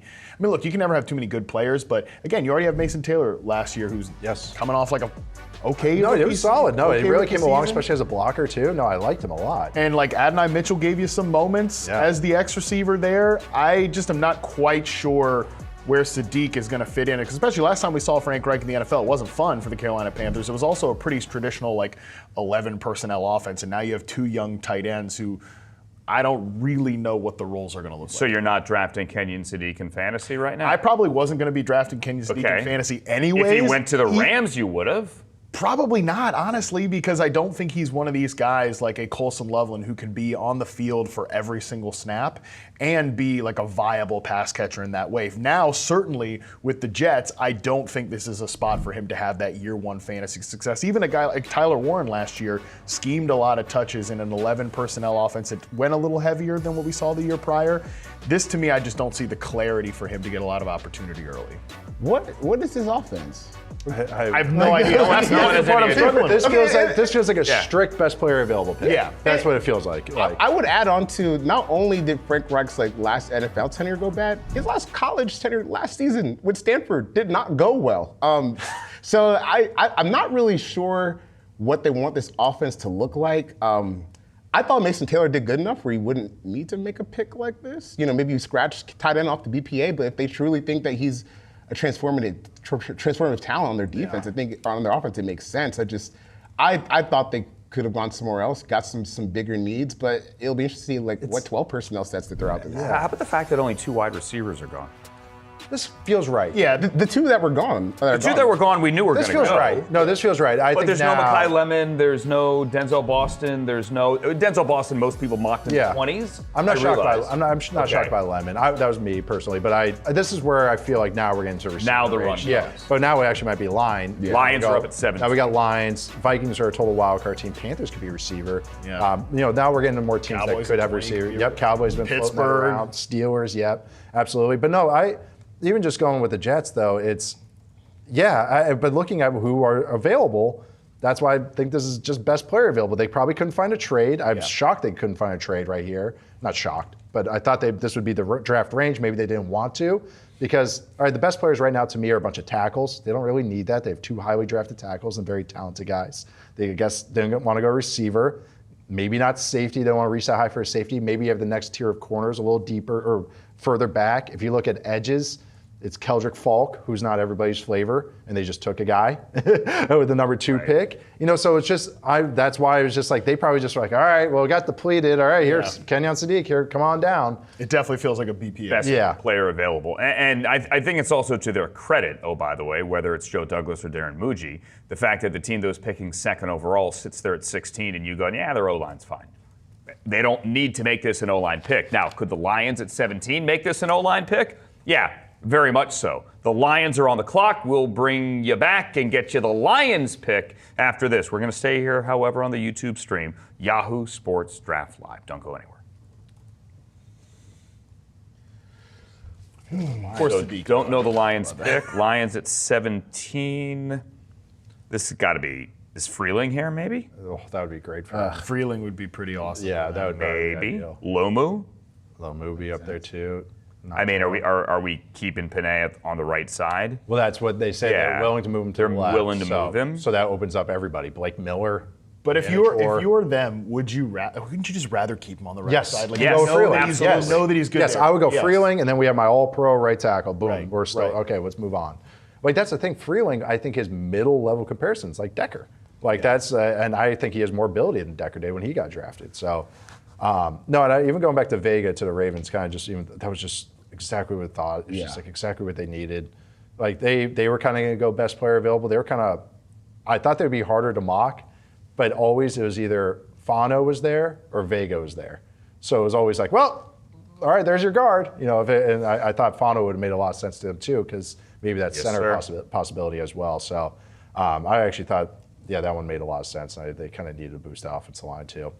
No, I'm really curious too, like the Vikings after the Lions. That's the team that's really, they could go any direction. I'd be like, oh, yeah. We have a board. I could see no? that. I thought of them maybe as thank you. sneaky skill player team. I would say they could be a sneaky receiver team, just Yep. because obviously Jordan Addison, who I think is solid number 2 receiver, been a little bit of trouble off the field. You never know, and I Right. think they also have like no depth behind those guys. Yeah. They got nothing out of Ty Felton last year. They took. I was him in going the to say, third what'd you think of Felton? I mean, I thought Felton. Number one, I wouldn't have taken him in the 3rd round. Yes, that's what I thought thought. he was like a weird- solid. You got it. Weird fit for them too. Like if I remember, Because he's like a design touches guy. Yeah. You want to spit the ball out to What? him and let him make plays in space. I just saw the Lions pick.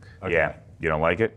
I about mean, to I see it. do, but I don't. Yeah. well, I guess. Okay. I don't know. Find out. okay. Time out. So it's not. Here we go. Tackle. So is it a guard? And we're back. As somebody once said, welcome back to Yahoo Sports Draft Live. Charles McDonald, Nate Tice, Matt Harmon. This is basically the Football 301 crew with yours truly, the interloper. Hi, I'm Andrew Siciliano. We are halfway through the first round. It is, as we sit here, 9:49 Eastern time, so we're on pace. Always dangerous to say. On pace for under 4 hours in round number 1. With the 17th overall pick of the 2026 annual selection meeting, the Detroit Lions are taking an offensive lineman. It is Blake Miller from Strongsville, Ohio, and Clemson. Your thoughts? I misread the internet, so I actually do like this pick. Okay. I know. I was like, I really like this. I got my labels mixed up, but no, this is a good pick. I had Blake Miller ranked as a top 10 player. Yeah, you loved him. Big Yeah. board. Yeah, I just think the way he moves at his height and his size and his weight is really incredible. It's got all the prototypical stuff you want to see from offensive linemen. And I think when you just look at the Lions, they kind of had to make a choice here, right? Because they were thin at offensive line and pass rusher. A little bit closer on the offensive line, though, to having that be a good unit. So I think they're just saying, let's just go out there with Blake and Sewell. We will take our chances and see what the development happens. But if he hits his curves like he looks like he can, you might have a top tackle duo again, which they need. Would you have taken him at 9? Yeah, I mean, I had him ranked at 8, so I would have Yeah. taken him at 9, yeah. I had him at 18, and so then he goes 17. Very comfortable with this. Right side. All right, so now they are moving Sewell to the left side. Reliable. He started over 40 games in a row. He played his final bowl game, even though Clemson had the season from hell. I think good athlete for a big guy. Yeah, I was very gonna say. smooth. Going to fit in any type of run scheme, which is interesting because that's what Hank Fraley, it doesn't matter, and Drew Petzing actually too, they use every type of run scheme. So that actually makes sense. I was always like, do I like him for zone or power stuff more? And it's like, both. All right, perfect. Goes to Great. the run scheme. That makes sense. Goes on the right side. That makes sense. So yeah, I like this pick a lot. He's like, just feels very, at the very least solid, but I think that's doing him a disservice. I think it's more, this is a good starter. Like this is great. Now you got your Decker, but on the right side. Yeah, and if you're Detroit too, like you can't afford to let what's been the strength and identity of your team wither, you know, and I don't think they were ever going to do that. And we've seen what Jared Goff without good offensive line play looks like. Or any quarterback, But to be fair, without good offensive line play. No one I'm a Jared Goff defender. I mean, he's a good quarterback. Yeah. But he's got his handicap. But you got to know, again, you know who he is. You know what he needs, and this is a team that knows how to surround him with the players that he needs, and it makes a lot of sense here. I like Blake Miller here a lot. He's going to be fun with Jahmyr Gibbs, that's for sure. Yeah, and the reason I said, would you take him at 9, is that Blake Miller grew up in Strongsville, Ohio. He quite literally could ride his bike to the Browns facility. This is your guy, though. Berea, Ohio, about 10, 12 minutes down the road. With the 18th overall pick, this isn't Ty Simpson level stunning, but the Minnesota Vikings, who fired GM Kwesi Adolfo-Mensah right around the Senior Bowl, has now, with Rob Brzezinski as their new interim GM, this is a stunner for me. They're taking Florida defensive tackle Caleb Banks, who's got a foot issue and some other issues.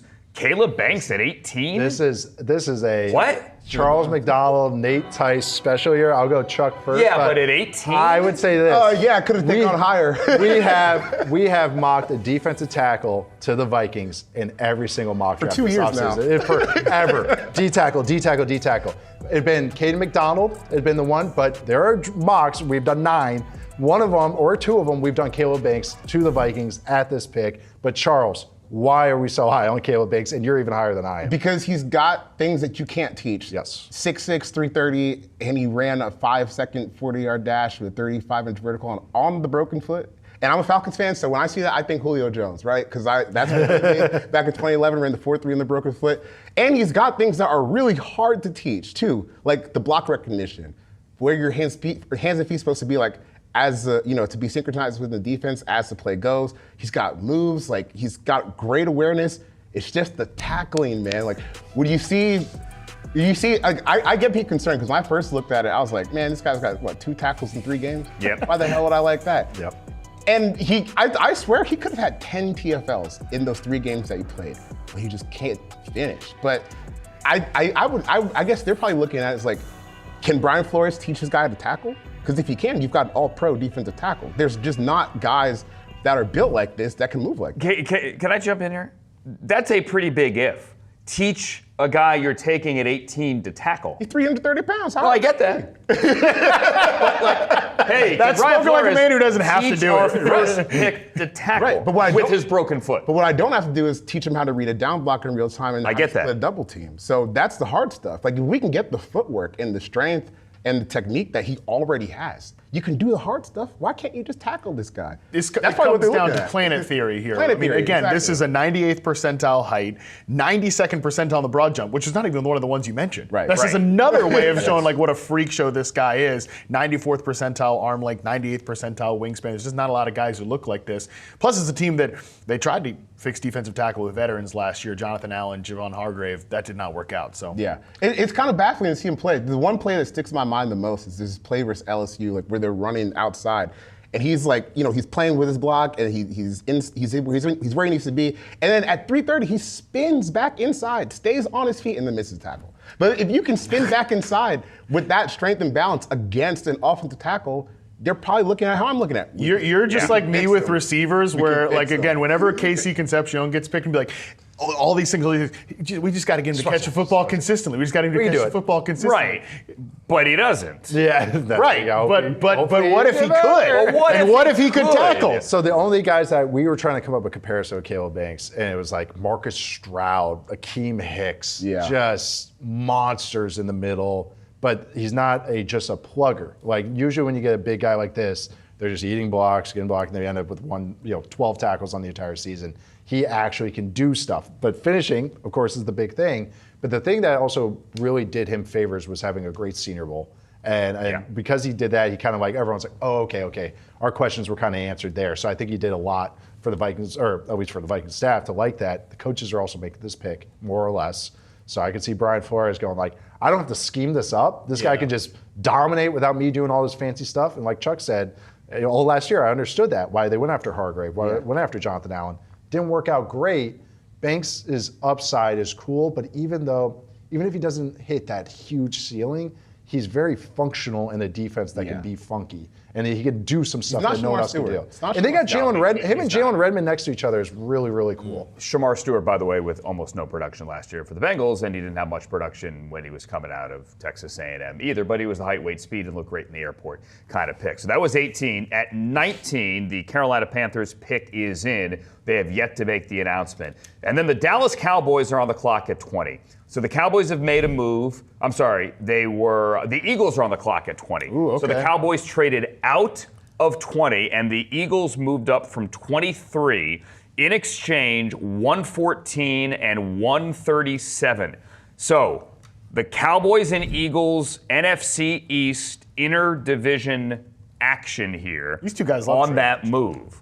We don't know yet who 19 is at Carolina, but who do we think, or better yet, what position do we think Philly is going up to get? Either O-line or wide receiver, Offensive tackle, right? wide receiver. Offensive tackle. Yeah. That run's starting to go, and they're like, We got one. to beat a couple of these teams before they can make that pick. So that's exactly what I covered. But we do know that A.J. Brown has been a member of the New England Patriots spiritually since March. Spiritually. So again, spiritually, he's been on that team since March. I actually honestly would be kind of surprised if they don't feel the receiver run here coming and go and get a compliment, because like they have some useful players aside from Devontae Smith, who I think is ready to be an alpha wide receiver one.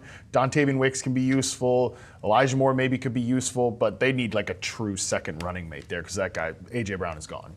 Dallas is on the clock here. Carolina goes offensive line. Your guy Monroe Freeling, the Georgia left tackle. Monroe Freeling at 19 to Carolina. So I guess you're not taking a wide receiver. No, as a Falcons fan, I don't like this actually, because I think Monroe can be a pretty solid player. And again, this is another upside swing, kind of like the Vikings just took with Caleb Banks, where you see the progression with Freeling. I mean, by the end of the year, he was one of the biggest weapons that Georgia had on offense as an offensive lineman. I mean, when you can get out in space and run for real at 320 pounds, that's different. And we've talked about on the show a lot, but he played punt team for Georgia, which not only means like, oh, he's going to stand in the way and prevent anyone from blocking the punter. That means, in theory, they're okay with him potentially making a tackle in space on a punt return, that just shows like not only his athleticism, but the trust that they have in him to kind of keep working on those things. So I think that's a great pick for Carolina. And he also gives them just like the kind of added boost of athleticism that they needed on offense. And remember, Ike Ekwonu is coming off a bad injury. Don't know yet when he is going to be available. He's a former top 10 pick, top 5 pick at left tackle. So Freeling potentially here slides into left tackle while Taylor Ekwonu Moton's getting old too. is on the bench. Taylor Moton's getting They're definitely looking at it like, hey, we're not going into the season without offensive line options. We went after Rasheed Walker. You know, they've always had big money into Moton. But I think really this is just kind of one of these things. I love this pick. This is my OT1, offensive tackle 1. I thought him as a top 10 talent in this draft. I really liked it. This is 2 years in a row the Panthers have gone for guys that I'm Ted McMillan last year, Ted McMillan. This year, Monroe Freeling. Guys I'm like really particularly fond of. But he has legit left tackle upside, and there's not a lot of other talented offensive tackles that can say that, or I should say offensive linemen that can truly say that. I'm super high on Freeling, so I love this pick for the Panthers at 19. All right, you said that A.J. Brown has been a Patriot in spirit for a couple of months now. Malachi Lemon is now an Eagle in reality. Malachi Lemon, as the Eagles go from 23 up to 20, they trade with the Cowboys, and then Philadelphia takes the USC wide receiver. So now our third wide receiver off the board. Yeah, I love this pick for them. Again, he doesn't have to come in here and be the number one wide receiver. They have Devontae Smith, who, like I said, is ready to be that guy. In 2024, A.J. Brown was the number one player I charted in success rate versus man coverage. You know who's number 2? Devontae Smith. Like, he's ready to be that guy. He's ready to be a number one. He can also play outside on the line of scrimmage because he's an elite press beater despite the BMI. That does not matter. So Devontae Smith gets to do that while Malachi Lemon comes in here and can move around, can play inside out. He can run some of the in-breaking routes that they're going to want to put in the offense this year with Sean Mannion coming from Green Bay. I really like this pick a lot. He's tough as hell. He catches everything. He fits, like, I know from like a size standpoint, he doesn't look like the traditional first-round receiver, but where the league is going right now, these guys who play inside out can beat zone coverage at a high rate. He fits with where the league is right now in terms of high-volume wideouts. He's also a dog.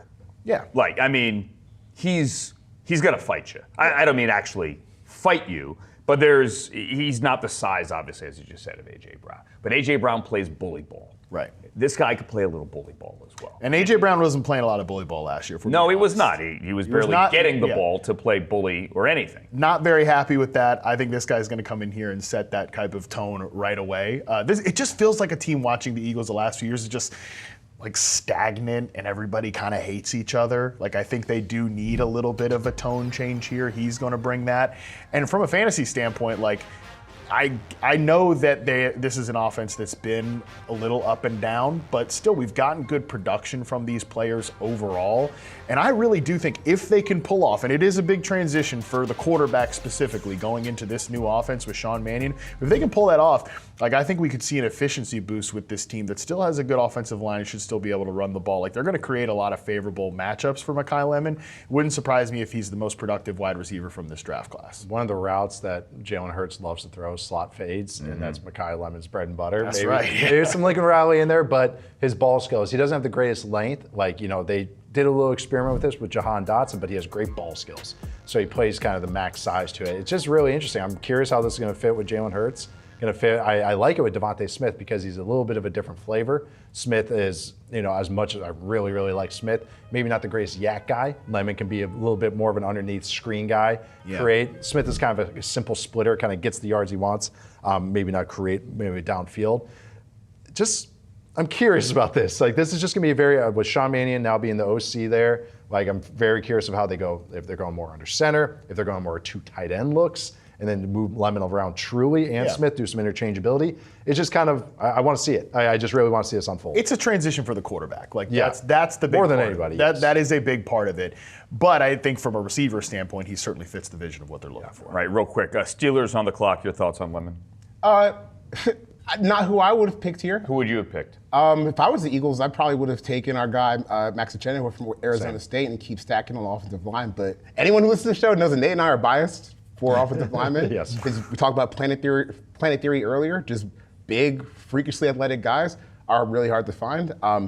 Malachi Lemon, I had him as a second-round pick, personally, as my evaluation. I don't think that we're looking at like a 5'10", 190, 200-pound slot receiver that didn't really work out and wasn't the fastest guy on the field. And had a weird podium at the combine? Yeah, I'm kind of weird too. So that one doesn't scare me as much. I've never seen any weirdos be productive wide receivers in the NFL. No, not at all. I just wonder how dynamic he's actually going to be in the NFL in terms of being able to run and break tackles from NFL speed defensive backs. I know it looked good against college, but I just don't see like the high-end athleticism. Mm-hmm. To me, that makes him worth like a first-round pick or someone to replace A.J. Brown. But I also kind of view that about most wide receivers. There's so many now that I have started to devalue them myself. Too many. There's too many. Honestly, there's too many good ones. Yeah, so why do I need to take this guy who's not the biggest, fastest guy, didn't work out in the first? That's even the thing. How many wide receiver reports you do? For this class, yeah, I did 31 full charts, and I could have gone more. And there was a lot of quality ones, especially once we get into the second and third round. And that's the thing too, is day 2, there's a lot of options out there. And Jalen Hurts, he grew as a quarterback because as much as I know the A.J. Brown trade led to that push in 2022, he grew because of the O-line. He was able to sit in clean pockets. Yeah. So that's why I'm interested too. It's like they had options, I thought, at this pick. And I know the NFL is a little lower on Ehanachure than I am. But I also just thought that was such a clean path to get that Lane Johnson replacement, who's always teetering on retirement. The O-line coach now is gone, Jeff Stoutland. So I thought it was just a way to inject talent, no matter who that O-line coach is or who that offensive coordinator is this year and beyond. So I just thought too that Lemon's not really the trade-uppable player. I thought they could have just stood pat if they're moving up for a receiver. The Steelers are now on the clock, so the home team, and this draft is at Acrisure Stadium. I'm sure they're going to announce that 700,000 people were in the building. That's not actually possible, but the place is packed, and the Steelers, who pick 21st every year, it is a tradition truly unlike any other, are on the clock at 21. They are playing Renegade right now at Acrisure Stadium. Fun fact, it's overrated. It's not even a good song. It's not a good song. Yeah, I don't get the phenomenon, but the place does get loud, and yes, I'm a Browns fan. But I do think it's overrated. They are waving their terrible towels, and Jerome Bettis is walking to the stage with Roger Goodell in his gold jacket. Goodell's about to make the pick. Before he does, 3-second answer, each of you. Who are they taking? I don't know. I truly have like no idea. Go. They might be the Nacho team. Yeah, that makes sense. Might be Iheanacho. I'll go. I'm going to go Jones Denzel out. Boston, and I'm not looking down at my laptop. Okay, Omar, are they the Omar Cooper team? Is this an Omar Cooper team, the They could Indiana wide receiver? I'll go. They clearly need a wide receiver, even though they gave DK Metcalf a massive bag last year. And just traded for Michael. They could be a Pittman. And they just traded for They could Michael be a Pittman. safety team. Tiedemann makes sense. Yeah. Tiedemann. Could be Dylan Theamman. They could go. No, okay, like I would say, like Chase Basantis would be a little rich here, but if that's a guard option, I definitely like offensive line here for them. that's kind of what I would go. Left They tackle still don't have a quarterback. Problem spot. They still don't have a They quarterback. still don't have Oh my God! Could you imagine? on the quarterback. Don't you dare. And it's C-Mac with the win from Arizona State. Is it Nacho? It's Ehanachure. It's your boy Nacho. When you said and you just said the Carson I Beck thought thing, you were saying Carson Beck. I was like, wait a no, second. no, Hang on. Oh, man, this is a great pick. Max Ehanachure. Yes. Yes. Ehanachure, Max Ehanachure, who is a great story, moved to the United States at 13 years old from Africa, moved to Southern California, had never really played football, was a soccer player, took up football, and now he's a beast. He's a beast, and he's built different because he's the only person I ever know to start playing football in JUCO and not quit. Hey, man, you built different. If that is your cup of tea, starting playing football at JUCO, and you see the talent, I mean, it's just outrageous. So like, you kind of have to look at him different than other guys that are older that come into the draft because he just started playing football like 4 or 5 years ago. Is he a right tackle long term? Yeah, I think he's the right tackle, and if Roger Jones decides he wants to be a productive player, which is completely up to him. And he's got a neck injury. Right. You know, that they still have a lot of potential on this offensive line. They do. Like, there's still good pieces there. It just, got to depend what happened with Aaron Rodgers to see what the ceiling is. But I think they've given themselves a fairly high floor for functionality with this pick. And like I said, this guy's got upside through the roof because if you're like a legit first-round prospect, and it's not all potential, like he can actually play. Watch his game against David Bailey in Texas Tech. You just started playing football 4 years ago? That's pretty exciting to me, I think, if you're a Pittsburgh fan. No, I love this pick for them. I'm super high on Ehanachure. I had him at 11 overall. One of the higher guys on him. And just because what Charles said at the end, watch the David Bailey film. It's not, you can easily paint him as a project. Okay, he came to football late. He's from Nigeria, yada, yada, yada. But then you watch him, it's like, oh, his technique's pretty good. Oh, he finished his plays. Oh, his eyes are good. So it's not like he's just a total like, we have no idea. Well, we're just going to take a shot here. Like the tape is actually good. I would say his tape was better than Broderick Jones when he came out. And that was considered, that wasn't considered as much of a project at all. And I was kind of going feeling crazy during that. But the rest of their offensive line, like Chuck hinted at, Zach Frazier is a future All-Pro at center. Mason McCormick is, I would say, at the very least, an above-average starter. Troy Fontenot had a much better season last year. Actually showed what his ability was. I was super high on him coming out of Washington. Also has played the left side. And I think this, and actually even talking to my dad, we both like Ehanachure, was we both think he can kick over to the left side. So now they have options. But I actually really, really, really, really like this pick. I figured they'd be more of an offensive line team than I think people were assuming. Yeah, great value, whatever you want to call it, great potential, great upside, and a higher floor than I think people maybe give them credit for. Third time in 4 years the Steelers go O-line. Broderick Jones was 14 overall in 23. Fautanu was 20th overall in 24. You mentioned Zach Frazier. He was a second-round pick from right down the road in West Virginia, and now they add another first-round offensive lineman. Coming up at 23, what do the Cowboys do? They were at 20. They swapped with the Eagles. They're at 23. The Browns get another pick at 24. That is coming up next on Yahoo Sports Draft Live. We're continuing on YouTube. Don't go anywhere. They keep hitting no line. And, 22. I forgot the 22. I forgot the Chargers. What is I'll forget the Chargers. What's coming there? Trenches in some way, shape, or form. Malachi Lawrence, Charles, get ready. Oh my goodness. No, I'm trying to just think. Probably not corner. I've always just gone trenches with them. They've been a weird team. They are a weird team. They definitely do feel like a trench team, though, in some form or fashion here. They need to get tougher, honestly, still on both sides of the ball. But especially, I don't know, their offensive, who's left offensive lineman-wise that would work for them? You don't need One of the guards. That's like I just mentioned, Basantis.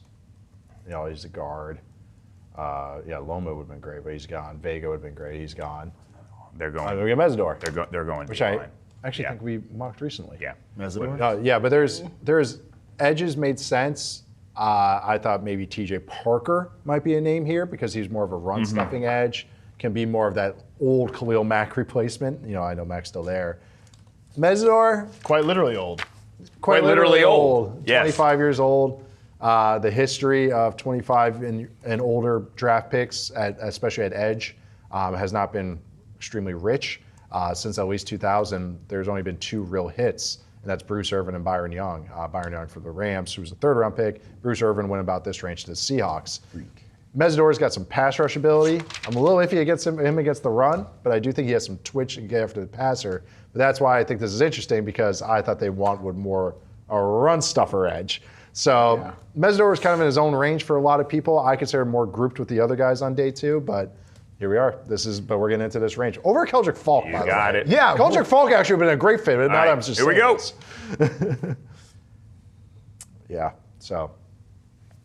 All right, you're watching Yahoo Sports Draft Live. That is Charles McDonald. I pointed this way first. Charles McDonald. This is Nate Tice. That's Matt Harmon. I'm Andrew Siciliano. The Chargers have just made their pick at 22 overall. They took a player who's going to be 25 in Week 1. Akeem Mesador, the defensive lineman, the other defensive lineman, not named Ruben Bane, from Miami, the team that went to the national championship game and lost to Indiana. Nate, what do you think?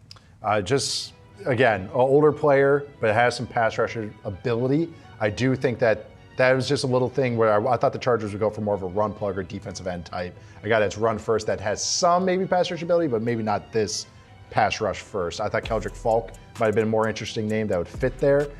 So I understand that maybe the league and the consensus is a little higher on Mesador than maybe I am and maybe Chuck is. I don't want to speak for him, but I'm assuming because I just think being 25 and older is a bit of an outlier. So just a little iffy there. Chuck, he's a 6-year player, 2 years West Virginia, 4 years Miami. Yeah, I'm always asking guys, why did it take you 6 years if we're looking at you as a 1st-round pick? And I think he's already 25. He turned 25 almost a month ago. When you start looking at players like that, you start thinking like, well, what's left here? Yeah. Like for us to grab in terms of upside? I'm not sure, because I personally thought that everything that he did was not possible without the infrastructure of Miami's defense, because he's someone that's gonna hunt. He's not gonna play the most gap sound football. And when he gets home, it's nice, but when he doesn't get home, like that's a structural, like huge problem for your defense. When you have a bunch of other players who are gonna get drafted in the NFL, you're playing against guys who are not NFL players like Miami had, it can work out, but I do wonder about his ability to kind of stay firm and play within the structure of the defense for the Chargers here. I'm with Nate, like I thought they would have taken a more heavy-handed player, maybe someone on the interior, because when you look at their defensive line depth chart, that's where like the depth really glares out to me. But they needed somebody, and this is one of the last of the pass rushers that had 1st-round grade. I cannot believe Kendrick Faulk's still on the board. When you Still look on the board. Wow, that's crazy to me. Well, is he a Cowboy at 23 potentially? Dallas is up next. Great day for them if they end up with Caleb Downs was the Cowboys' first pick. They have made 2 trades up. They went from 12 to 11 to take Caleb Downs. I'm sorry, there are the traders to trade back from 20 to 23. The Eagles moved up to 20. They took Malachi Lemon, and now the Cowboys are on the clock at 23. Browns with their 2nd-round pick after that at 24. You guys have Caleb Lomu as your best available, and then Kendrick Faulk their 2nd. Yeah, Faulk would make a lot of sense for the Cowboys here. Lomu maybe not so much, because I think their O-line is actually pretty. I think their offense is very close to going supernova this year. Faulk, for this scheme too, for this defense, that makes a lot of sense, because he can be this jumbo edge that they like in this defense. It's a Vic Fangio type defense, so they can move a guy outside in. Be Milton Williams, maybe is a comparison that the Eagles have had recently in this defense, where he can help stuff the run on 1st and 2nd down on the outside and set the edge, along with the beef that they have on the inside, but then he can kick inside on other downs. And also this scheme is kind of a hybrid scheme. It's got some 4-3 and 3-4 principles. That's what Faulk is perfectly. He has versatility. Now, I have no idea if he's going to the Cowboys. I just would have liked that pick a lot. You're saying it would make sense if it would he make went to the a Cowboys. ton of sense. Scheme fit, where he's going the range. I think Faulk is a top 15 player in this draft. But again, another player that I know the NFL consensus is a little lower, so very comfortable taking him. I would have liked him at 12. Yeah, just to go back to the Mesador age thing real quick. I do think where people, because I'm sure people are saying this in the comments and you'll hear it on social media, it's like, well, who cares? Like, this is a team that wants to win right now. We don't care if the guy's older because it's like we don't care about 10 years from now. We care about right now. I do think, and I come to this a lot when I'm looking at wide receivers, who are like 24, 25 when they are dominating. You just got to wonder, like, even if the film is great, and I do think the film on Mesador is good, you just have to wonder if that's overinflated because of the age. Like, I don't know about you guys, but 24-year-old, different than what I was when I was 18 years old. Stronger at 24, He's got unk strength. Exactly. At 24 in Miami. That's what you have to wonder there. It's not like, the film is great, that's fine. We're not talking about what he's going to be in 8 to 10 years. We're talking about was what we just saw a little overinflated because of the age. Yep, and also you have Ruben Bane on the other side getting a lot of attention as well. And he had some cleanup sack. Like, he's relentless. That's what's the cool thing with Mesador. He just goes. Oh, yeah. That's the downside of Mesador is that he's relentless and goes. Like, he's just he's a dog chasing a fire engine. And this is a team too that is so big up front. They're able to stop the run without dedicating those extra bodies. Now you have to wonder if that's a part of it here. I was about to tell you who it is, and then you heard Nate's reaction. They did go defensive line. The Dallas Cowboys at 23 went with a guy that can get after the passer, but he is not Kendrick Faulk. He is from UCF, Malachi Lawrence. So they had DeMarcus Lawrence. Now they have Malachi Lawrence, a guy that has 20 career sacks. He had 7 of them a year ago. He's got a fastball. Kinda. Yeah. You don't think he's got a fastball? Well, he's not Mason Miller. I mean, he's no Otani. Okay, right. Play some corn as he's coming out. Yeah. He's an interesting player because he's one of those guys where, and we've seen a lot of them that have come into the NFL and been okay. When I think of athletes who are similar to Malachi Lawrence, I think of Takk McKinley. I think of Kayvon Thibodeau, guys who are linearly straight. But when it comes down to it, you have to be able to turn the edge to get to the quarterback. And I think that's something that he struggles with. To me, that's why he had only, 12 solo tackles last year? 17. That's someone that's not making a whole lot of impact in terms of finished plays outside of those sacks. So maybe they think that they can unlock something there, but I get concerned when I see him and the burst off the line is so good, and then just kind of just rides right past the quarterback on a lot of rush attempts. I think that could be a big liability in the NFL, but if you like the size and you like the straight line speed, we've seen that go in the first round, so it's not all that surprising. I think that comes back to kind of the conversation we were having with Caleb Banks, where it's like, is that something you can teach him to do? Because otherwise, like that, no, you can't, because you don't break his ankles every day at practice until they're more flexible. Just keep doing this over and over again, because the athletic traits are absolutely there. Again, 97th percentile broad jump, 96th in the vertical jump, 95th in the 40-yard dash. Like, that's why some team was taking this guy in the first round, because the traits are there, and they're going to tell themselves a story about how they can get the best out of him. So let's imagine a race car. Let me give an analogy here. Yeah. So you're saying he's great in the straightaway. He can't. He sucks in the corner. That's why he didn't run a 3-cone. Yes. He's kind of like a lesser version of like Leonard Floyd. Like Takk McKinley? Yeah. Like this, like very straight line. He looks long and bendy, but he doesn't move long and bendy. Actually, they have a guy on their roster, no, he's not, but I was going to say his ridges, Donovan Ezeraku, but they're different because he's more of a run, heavy-handed guy. Lawrence is like, I see the appeal. You can get after the passer. The name of the game is getting after the passer. It's like hitting home runs in baseball. That's the name of the game. Having said that, he doesn't get in on a lot of tackles. If his first move does not work, and he does have some nice moves and quick hands, violent hands, he's dead. Yeah. So that comes to the turning the corner. He might need to be a bull rush guy. Yeah, he's a bull rush guy that's pretty strong. But again, if you're a 50-year guy, not overwhelming production, good production, and also 17 solo tackles. And I know I never really look at just solo tackles, but it showed up on film. I'm like, man, this guy doesn't do anything against the run unless the ball's coming right at him.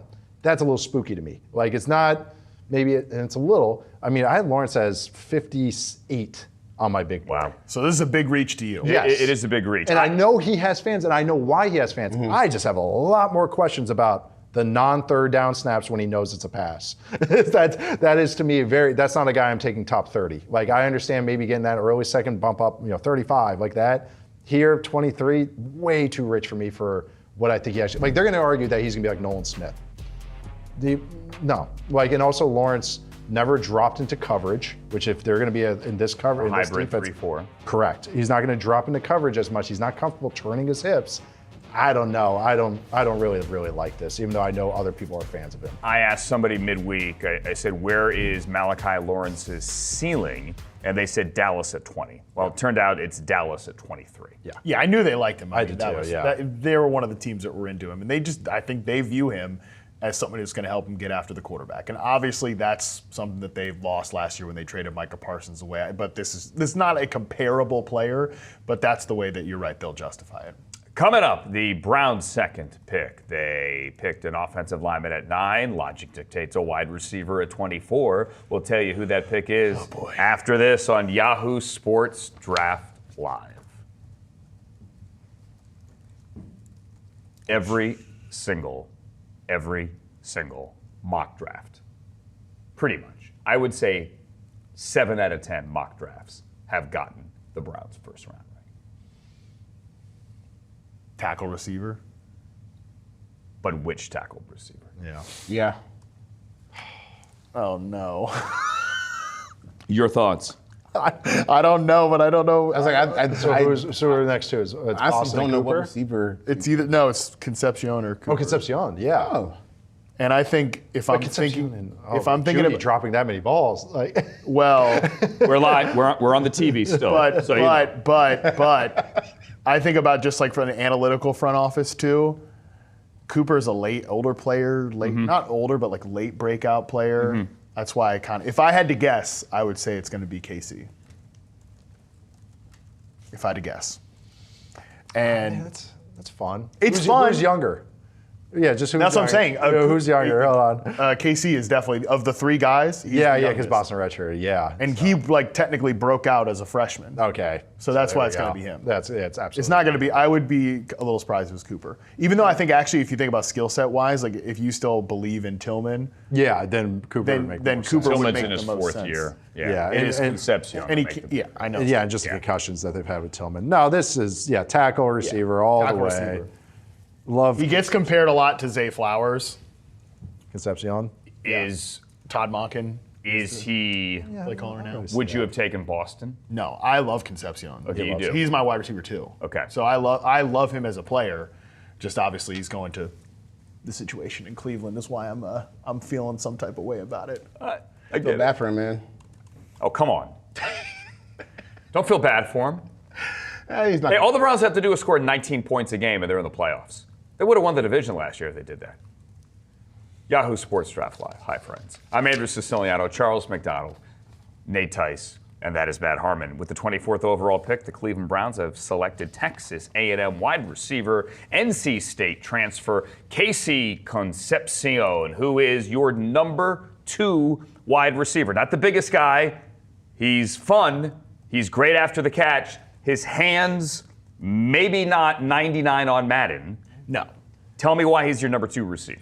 Because he is, without a doubt, in my opinion, the best separator and the best route runner in this year's class. Like he has Better route runner than Carnell Tate. Yes, I think so. I think he, again, from an all 3 levels perspective, like this guy smokes man press coverage. 92nd percentile success rate versus man coverage in reception perception. Like he's the best man press beater in this class, despite the fact that he's 5'11", 190. Like he blows past guys. Good corners on film too. And I know the hands are a question, right? The drop rate is too high. There's no question it's too high. It is an issue. It has to get fixed. I think it can get fixed because you see guys sometimes who have, like they fight the football and they can't make the high degree of difficulty catches. And honestly, this is something that I think irritates fans more often than not, is that you see this guy make high degree of difficulty catches. Like they're on tape. They're on film where he goes up and attacks the football and makes plays above the rim, but at times he's thinking about catching it before and not thinking about securing it and catching it before he's making yards after catching. Can you There's teach a focus issue. Yes, I think you can teach it. Drops, like we talk about them a lot, but they're not a sticky stat year to year. And usually if you're dropping the football a lot, it means you've been thrown the football a lot. It means you're getting open a lot. And this guy does get open. So I think it's much harder to find someone who can create separation on their own, not schemed, than it is to find somebody who we just need to fix his catch technique. And he does need to fix it. Like he claps at the football too much. You can clean that stuff up though. That is something I do think we've seen over the years that can get corrected. He really grew on me. because it's some of the throws he's not getting where you can see the high-end ability. He had some bad quarterback. I was just about to say, and that quarterback's got some big fans out there that if you say anything negative, oh my God, they come at you.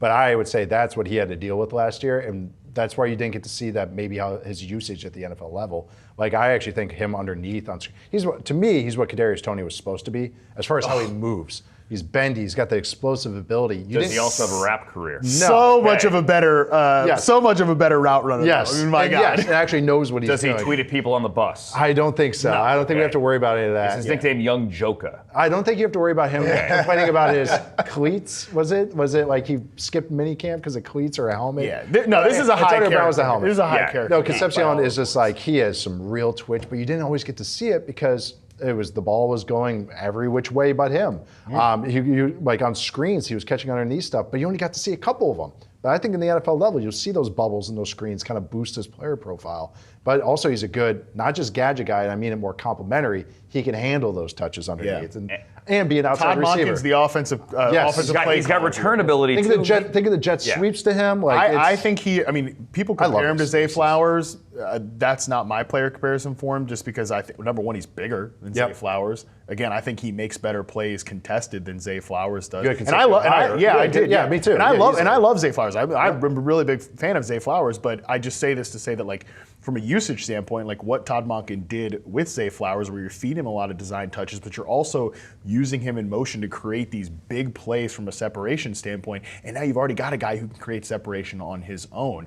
I do think, obviously, don't know what the quarterback situation is going to look like, of course. It is a guy who just played with a lot of some shaky quarterback play. Nobody also, knows. The rest of the wide receivers in the room, there's a lot of interesting body types there, but this guy is, I think he has superstar wide receiver potential. What do you think? I'm glad he's got good character, because when @Sanders Nation is up there, posting something about where it just, it was a perfect pass, he did everything perfect, and it went right through his hands. No, I'm kidding. They needed a. No, you're not. No, I'm not. Actually, I'm not kidding. Yeah, I think that this is We know how you feel. This is a great pick for the next quarterback. Yeah, that's what they're trying to build. Unless Deshaun Watson comes out here and plays like he did in 2019. Come on. 2020. 2020? 2020, he led the league in passing. Yeah, 6 years ago. It was a long time ago. It was 6 full years ago. Yeah, that's a long time ago. If he can get back, then maybe that's a way for him to have a good rookie season immediately. But I think this is one of those situations where the talent is probably better than the production will be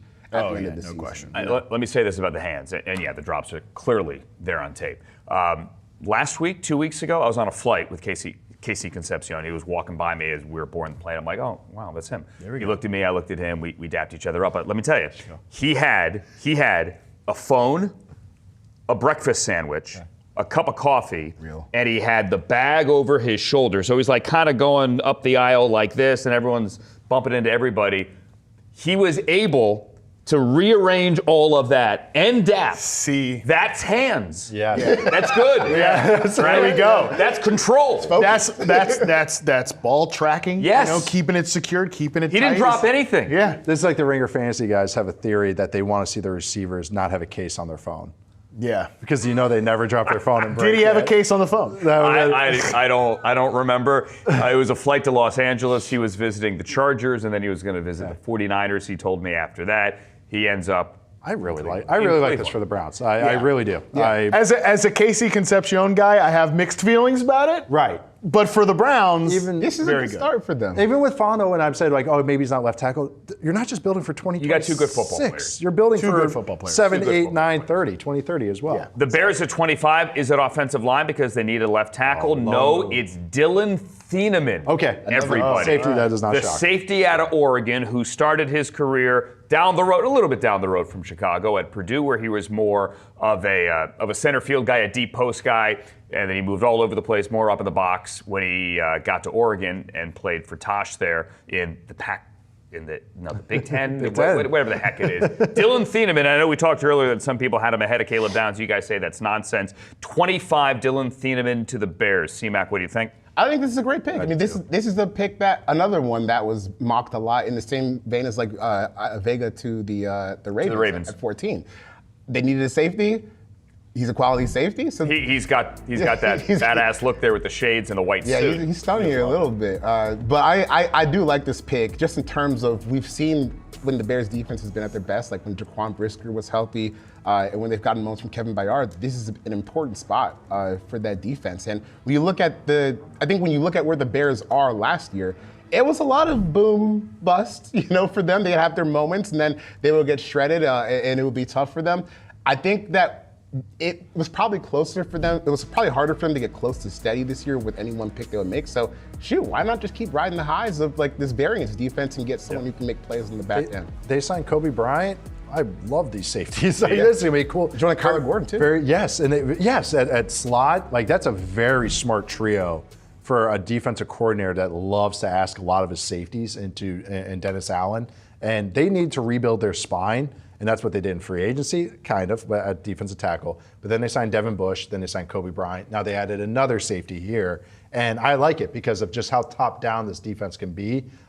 Dennis Allen likes to do a lot of funky stuff on late downs. He likes to rotate his safeties down. And also he kind of sits in two high shells. And I think Theamman is best in a two high shell, a quarter safety. Quarter safeties have to be two-way players. They have to be up and down, up and down. And on top of the creativity, that's where Theamman shined a lot, where he had to come down into the box and then fill the run after a blitz or something like that. So really like this for the Bears. Let me tell you about a trade here. So the Texans are now on the clock. It was going to be Buffalo at 26 behind the Bears. Bears go Dylan Theamman at 25. Houston trades up from 28 to 26. The Texans get 26 and 91. The Bills go back and pick up 69 and 167. So Houston, Nick Caserio moves up. What do we think he's thinking?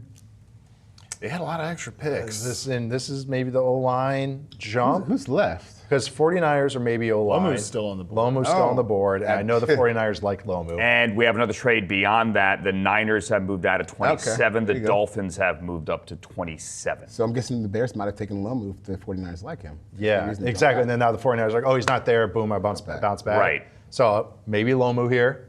Again, this is some guards here. You got Manuel. I kind of thought Lomu could have been a Bear. Yeah, no, that's why I actually did too. This was ideal for the Bears. They had Lomu or one of the safeties, McNeil Warren being the other safety. Like I thought, broke perfect for the Bears. Actually, a lot of these picks that have been happening, it broke right for these teams. Yeah. Like where as far as what they wanted and what they could kind of fall into. But I think So the Niners have moved back to 30. Honestly, the Texans could also just use depth across the board defense too. Like they have great starters, but I mean they could look at linebacker, they could look at defensive line. We've done linebacker for them. I've done C.J. Allen and Anthony Hill to them because not just saying those are only guys up there, but just saying that this defense needs guys in the middle, man in the middle. It's a difference when Azeez Al-Shaair is out there and when he's not out there. And his contract comes up after this year. He's 30. Let's recap what we got going here. Yahoo Sports Draft Live. We're in the first round. Down the stretch we come. We had Casey Conpsio, 24 to the Browns. They stuck. They picked there the wide receiver from Texas A&M. At 25, you have Dylan Theamman, the Oregon safety by way of Purdue, going to the Bears. Now, the Texans have traded up from 28 to 26. Houston is on the clock. Buffalo moves back to 28. Miami has moved up to 27, so they're sitting there after Houston. The Texans pick is now in. Roger Goodell is walking to the podium to make that announcement. And then Miami, Buffalo, Kansas City at 29. That was the Rams pick. It is now the Chiefs pick because of the Trent McDuffie trade. We are waiting for the Texans selection at 26. That's about to go in, and it's Keelin Rutled. So they go interior offensive line. Keelin Rutled, Georgia Tech. Yes. So did see some smoke. He might be a sneaky first-round team. All right. What he does have that other guards that I've mentioned. So Lomu's a tackle only, a left tackle only. And if you look at the Texans, they're kind of tackle heavy, even if I don't love them. I do like Ursary. But they kind of need some long-term guard options. Rutledge has that, but also he could potentially be a center. Yeah. And so the fact that he could be guard or center, maybe that's some of the appeal that he has some of that versatility, or in theory, versatility. I like him best in zone schemes, and they've kind of moved more to a duo at-you run scheme because it's a Patriots system. Patriots kind of some Rams, McVay in there as well. But I thought I liked Rutledge best as a zone guy. I liked him more as a late second, early third type, but I knew he had some steam, really. And he's also just a glass eater type. Like, Brent Key, their head coach, raves about him, so he has that appeal as well. Yeah, he's going to pick a fight or two? Yeah, and so of course that's what That's what the Texans people like. Yeah. Nick Caserio loves that stuff, so of course that's what you need to go for as well. Their run game has been pathetic since Awful. C.J. One of Stroud the has worst. been the What's quarterback. the It's word? The 31st. word's awful. Yes. They were 31st in rushing Absolutely. success rate since they drafted C.J. Stroud. It's been pretty clear. Like, you bring in Dave Montgomery after kind of having just a mediocre group of backs last year. They've shuffled up the offensive line. Like, that's an area for them that definitely needs to get addressed. Yep, and C.J. Stroud too. It's that interior pressure can kind of make him a little shaky. I'm still very high on C.J. That's where the bad habits have really Yes. come. Like, with all the pressure that he faced in his second year, that's where I feel like you see the bad habits. Like even if this is a reach, quote unquote, on my board, and maybe I like a couple other guards better, it's that center versatility. That's why positional versatility matters so much. Also, you look at this team; the defense is ready, set, let's go. We can get depth later. All right, look at our receiver room. Okay, we just drafted so much last year, and we like them. Maybe tight end, Sadiq's gone. We can deal with that later too. There's some cool day two tight ends. All right, O-line it is. All right. We can't take a tackle, so it's limited. Just kind of going through their process. All right, so now we're going down to the three kind of guards that are in this group, which is Rutledge, Besantis, and Pregnon. And remember, they added Wyatt Teller too. Sorry. Yeah. Yes. I think this is probably higher than I would have taken him, but Would he have been there at 38 for them? I think so. Man, I think so too. I think so. Yeah. Yeah. But I wonder what caused the trade up, you know? yeah. Yeah. Well, I think then someone's going to take him. but then you got the 49ers. Well, yeah. I guess not. I guess we say I guess Lomu not. for the 49ers. 49ers need interior help as well. Yeah, so I guess maybe he wouldn't have been there at 38. if they Right. felt like Even they the needed to Bills trade up. need a guard as well. Yep. Good call. But if you need to find just anyone who can block, I understand going to the most Popeye the Sailor Man ass offense we saw in college football last year. You know, Georgia Tech, dude. Haynes King, if you played, his Would you wear say and his tear is wear and tear? red. Yeah, his wear and tear. Red. He was dark red. Banged up, and look, this guy, he paved the way for a lot of big runs last year. I was just going to say that Eric Rivers was one of the last receivers I worked on, and I just ripping off long runs left and right at Georgia Tech, usually behind this guy. And break.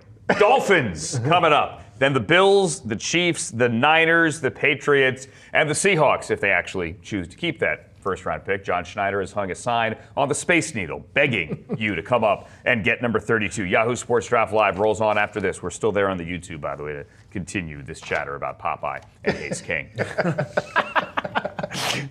Oh man. What did you say? His wear and tear is that dark red? Yeah, dark red. Purple. He's walking into civilian life bad, man. Well, what did Haynes King run? He ran like a legit good time. And Yeah, everyone's I think like, it was 4.47. oh, I didn't know he had that speed. It's like, yeah, because he was so beat up every other time he had to run. That's why he was running a 4.7. Yeah, he ran a 4.46.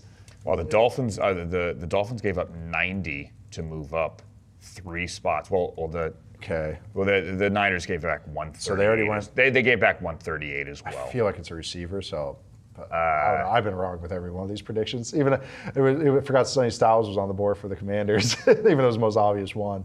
No, the Dolphins could address any position and make sense. They could go corner here, and it would make sense.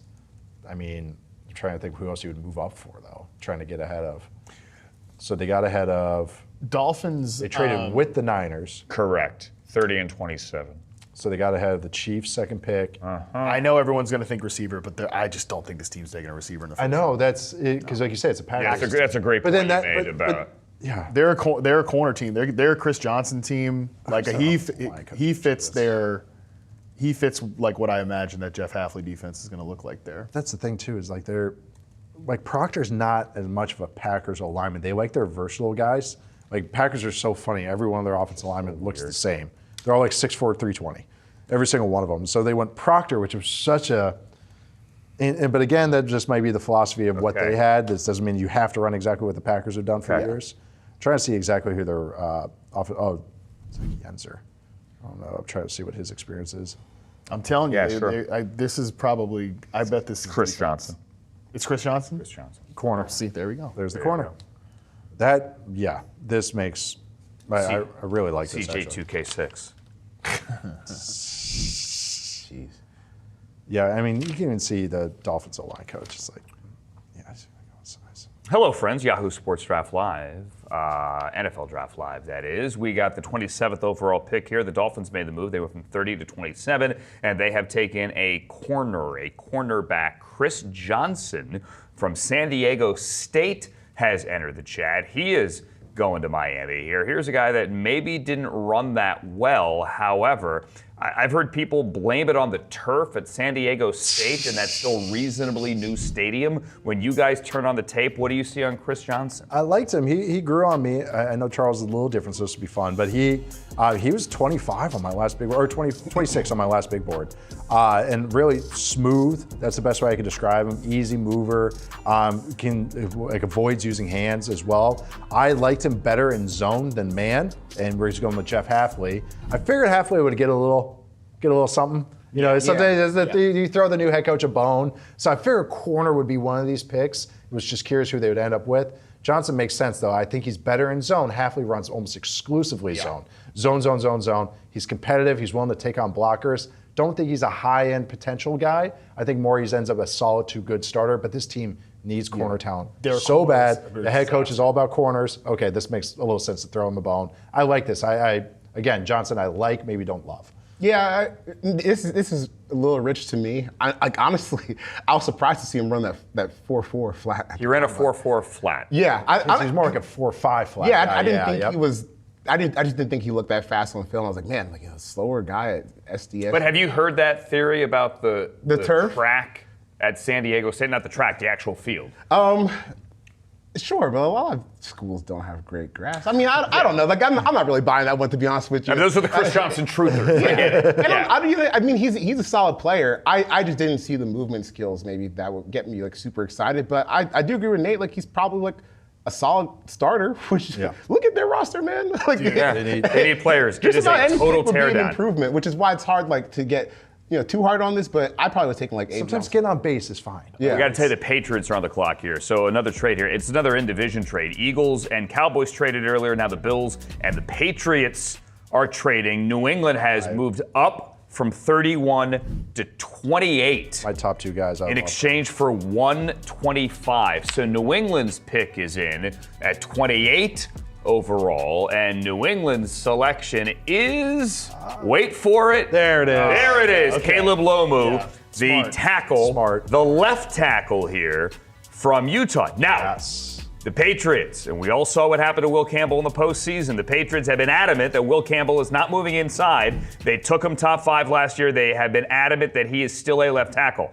Caleb Lomu is a left tackle. So what are we doing here? They've been adamant so far. So far, they have been adamant. Because Caleb Lomu wasn't on the roster yet. Right. It also kicked in their left guard, Jared Wilson, a rookie last year, to center. A move I actually really like. Just bump those guys both over. Yeah, I know. Just move, squeeze, tighten. Well, they signed Elijah Vera Tucker. Love the dart throw. Now they got some depth everywhere. That is a dart throw with his health. Yes, but when he's playing, he's a Pro Bowl talent. Are you going to say? No, I was going to say, like, look, there's a lot that I like about Will Campbell's game.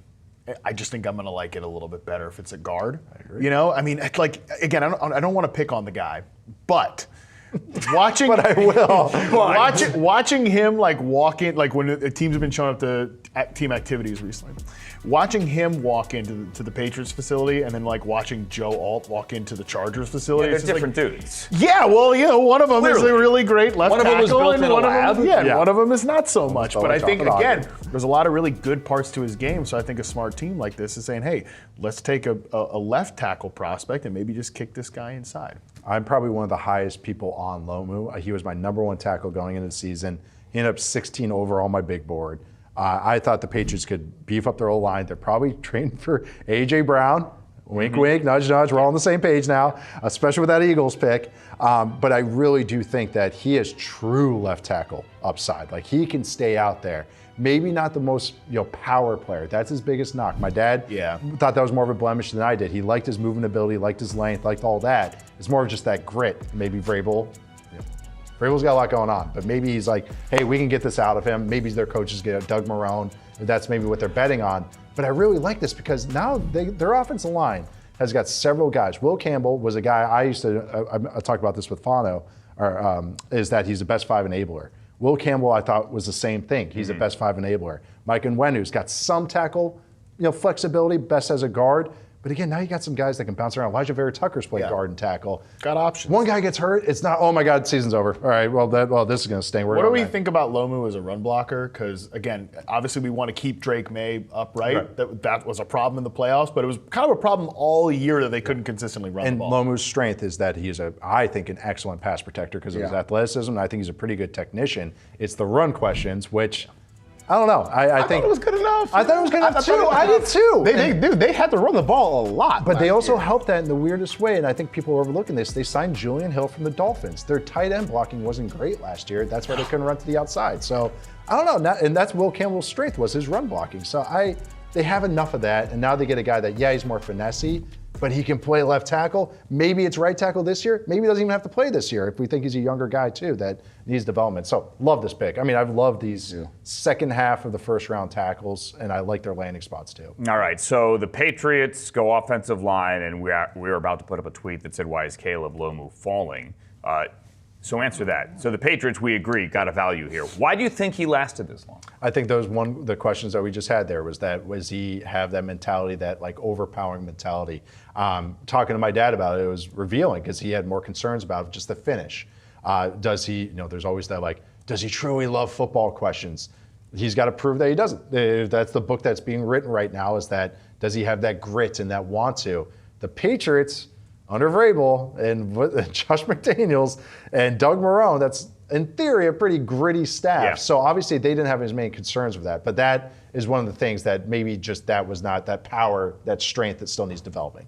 Now he's a Patriot, and now the Chiefs are back on the clock. The Chiefs, with their first pick, they traded up from 9 to 6, and they took Mansoor Delane, the first corner, off the board out of LSU. Now the Chiefs are up at 29. C-Mac, what do you think as we throw up the best available board here? You could wait for it. This would be awesome. Best available is Keelin Keldrick Faulk. There it is. All right, there's your pick. That Easy. should be Just the take pick. the first name.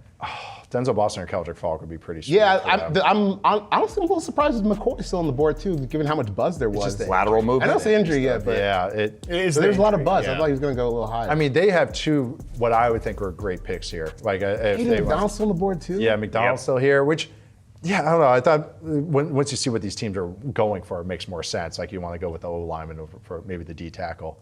I mean, the Caleb Banks take is sitting great right now. Sure. And it made so much sense with the Vikings, man. It just really did. The whole time was like, I think they're going D tackle, guys. I don't know why you guys were just going for the Harrison Smith replacement. I know why it was easy. Pick 1 and pick 18. Literally. Were the most mocked picks. Fernando Mendoza to Raiders, Dylan Theamman to the Vikings. Just. And if you wanted to be cute, then it was like, well, Theamman won't go to the Vikings. We'll go to the Panthers. Yes, next pick. Yeah, we go there. Yeah. I'm also curious if the Sadiq pick changed some plans for some teams too, because I think some of those teams are a little warm on him in that range. Kenyon Sadiq went 16 overall to the Jets. If you're just tuning in, it was David Bailey at 2, so the Jets took Bailey at 2, and then Kenyon Sadiq. It's late in the night. Thank you for bearing with us. At 16, it's the Chiefs, and then the Jets, and then the Bills, and then the Seahawks. The Kansas City pick is in. This pick was initially a Rams pick. It came to Kansas City in the Trent McDuffie trade. And the pick is Peter Woods. So if your over-under on defensive tackles was 1.5 and you took 2, the over is the winner. As 18 is Caleb Banks, and Peter Woods is 29, the defensive tackle out of Clemson. Why did you have such an audible exhale right there? Because I was curious if he would end up in round 1. First off, this guy was my number 1 player entering the season. He has so much talent. So why did he last all the way to Clemson 29? had such a disappointing season, and he was a part of it. I think people had questions about his effort level, maybe the lack of length in finishing plays. Maybe he got stuck on some blocks.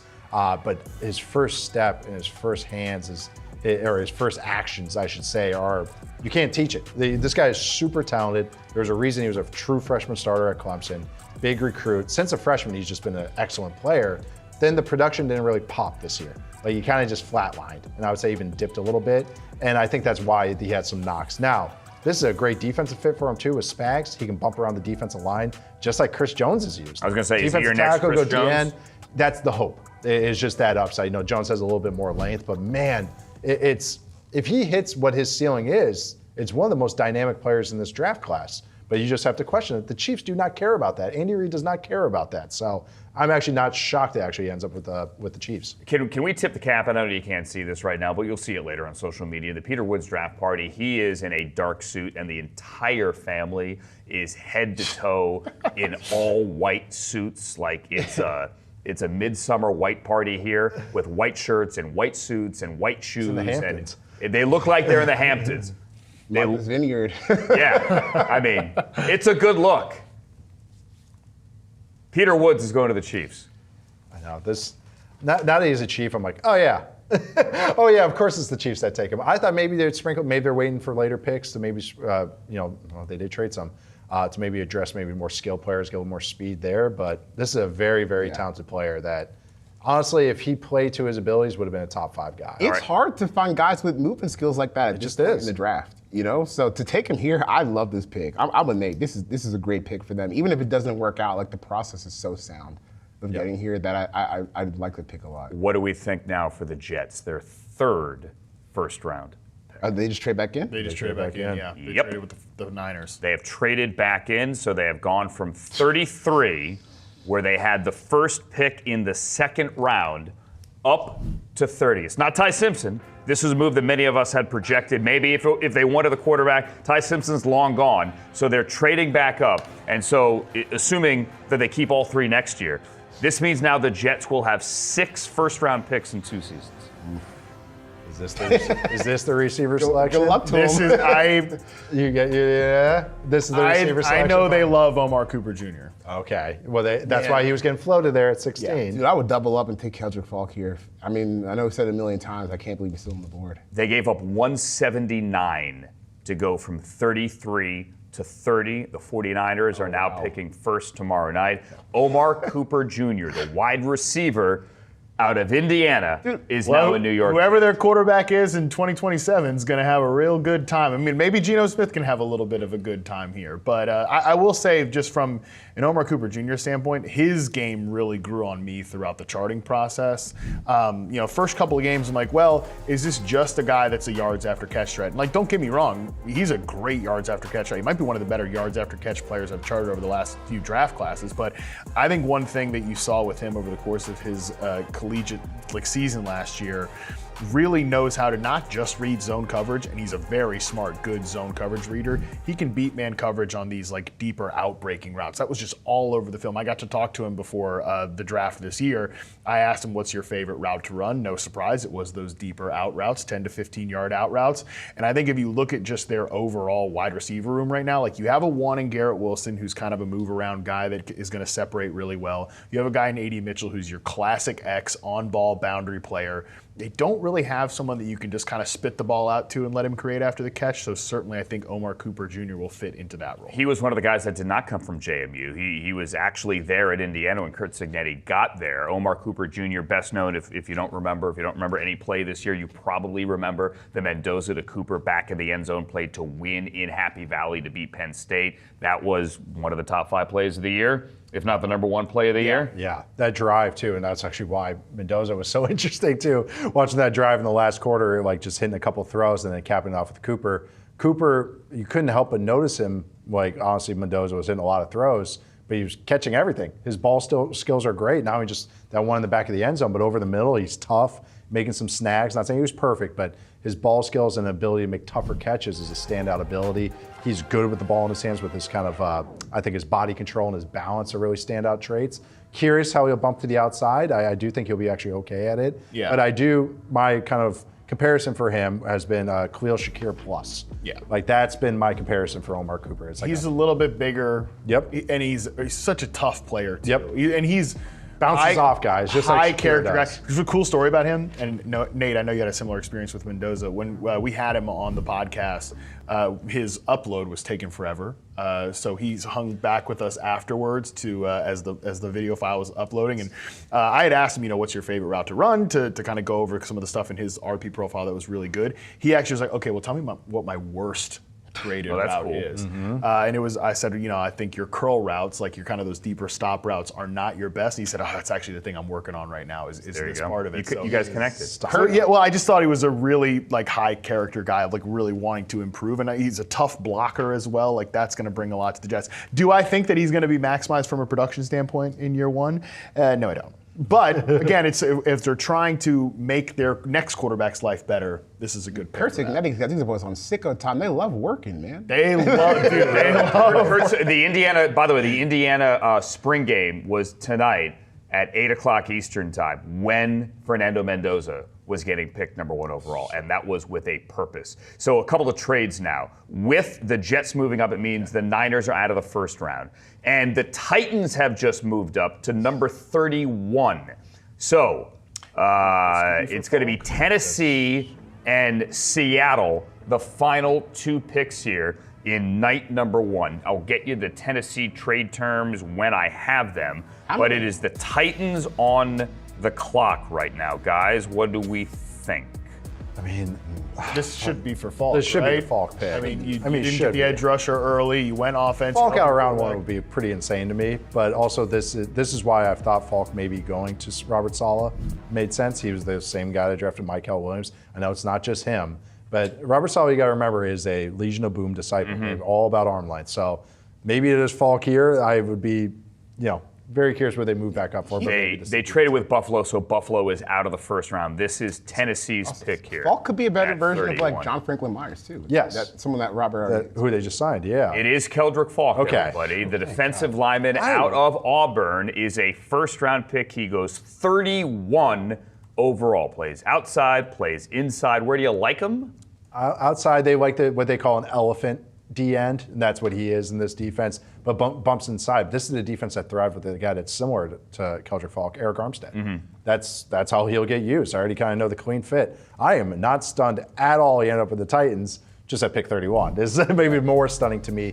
Understand why some people don't have him as high. I am stunned Malachi Lawrence went above, but that's the difference. Lawrence can get after the passer, at least in theory.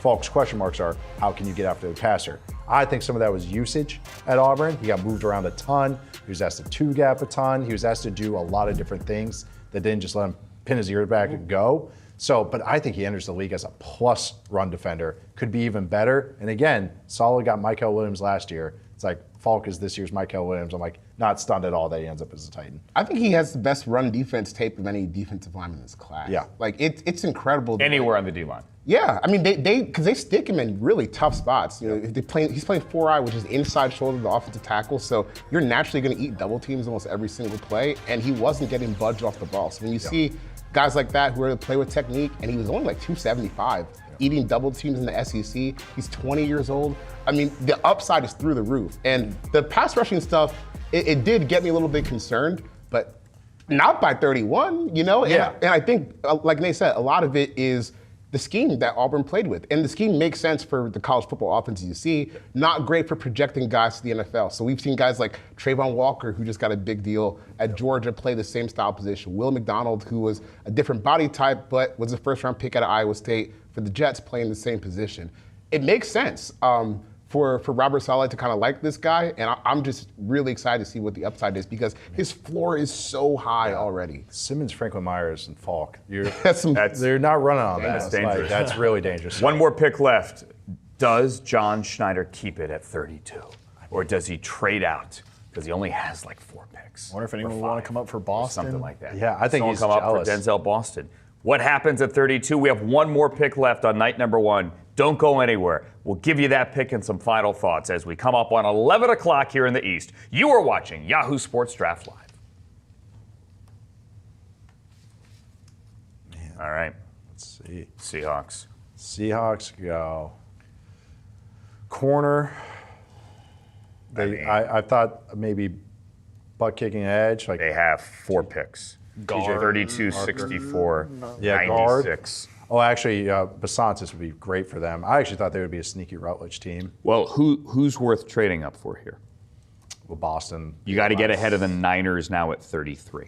I don't think anyone's trading up for a McNeil Warren. So to me, it's Boston. I don't think anyone would trade up for Caden McDonald, D tackle. Those aren't positions that anyone usually trades up for. You never know. Yeah, I think Boston would be the only one I Seahawks can think of. Picked. They picked. Wow, stood pat and picked. I mean, there's so many trades happening right in front of them. They're probably annoyed they couldn't get in on the action. So we got, for me, like Colton Hood. Interesting. He's got size. That would be one. I understand him in that scheme. TJ Parker. D'Angelo Pons would be a lot of fun. They already have. They get kind of like a twin with Devin Witherspoon. Those two are cut from the same cloth. It's not? Nope. If it's running back, I'd be really. If it's Jadarian Price, that would be okay. Yeah. So I mean, that smoke was coming from somewhere. Yep. And that's why everyone just said it so much. Is that what it is? Yep. Oh God. Everyone just talked about it so much. I was like, really? You guys are all saying this is like a really sure thing. Yep. I mean, they may not do it. It says Seahawks pick is in. This is the last one. Oh man. We'll just do it. Yeah. We'll do it live. All right, I'm about to finish up. Thank God. I mean, I love my job. Well, we don't know yet, technically. It just looks that way. I saw it on the internet. So it must be true. That's right. Well, then it's definitely true.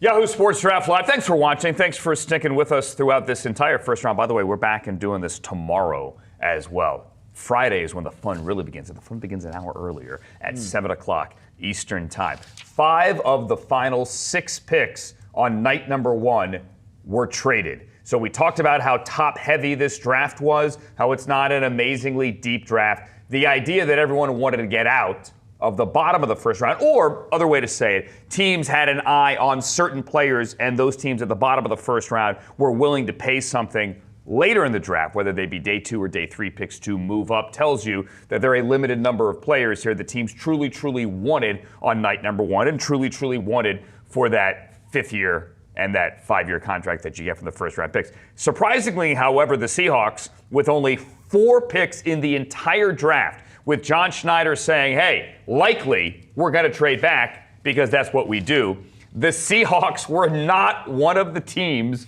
that traded back. Matter of fact, the Seahawks stayed and they took a need. They took a very obvious need as Roger Goodell is walking now to the stage for the final pick on night number 1. This is, we've all said, gentlemen, a 2 running back draft. Both of those running backs played in the same backfield in South Bend. The 32nd pick on night number 1, Jadarian Price, running back, Notre Dame. Yep. Well, I'll say this: probably the biggest fantasy winner of the night is Jadarian Price. Yeah, that's a great way to say. There's no question about that, because this was one of the few backfields, honestly, in the NFL that just has a screaming need for a starter. Like, they got Emmanuel Wilson.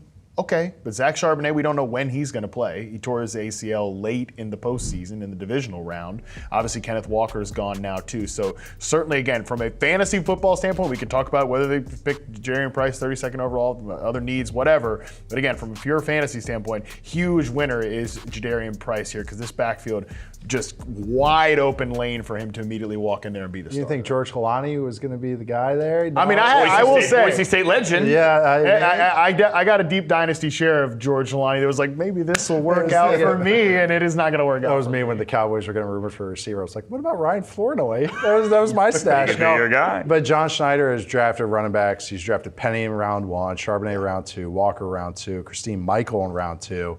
He is not CJ Pro size. He is not scared of taking it. I know.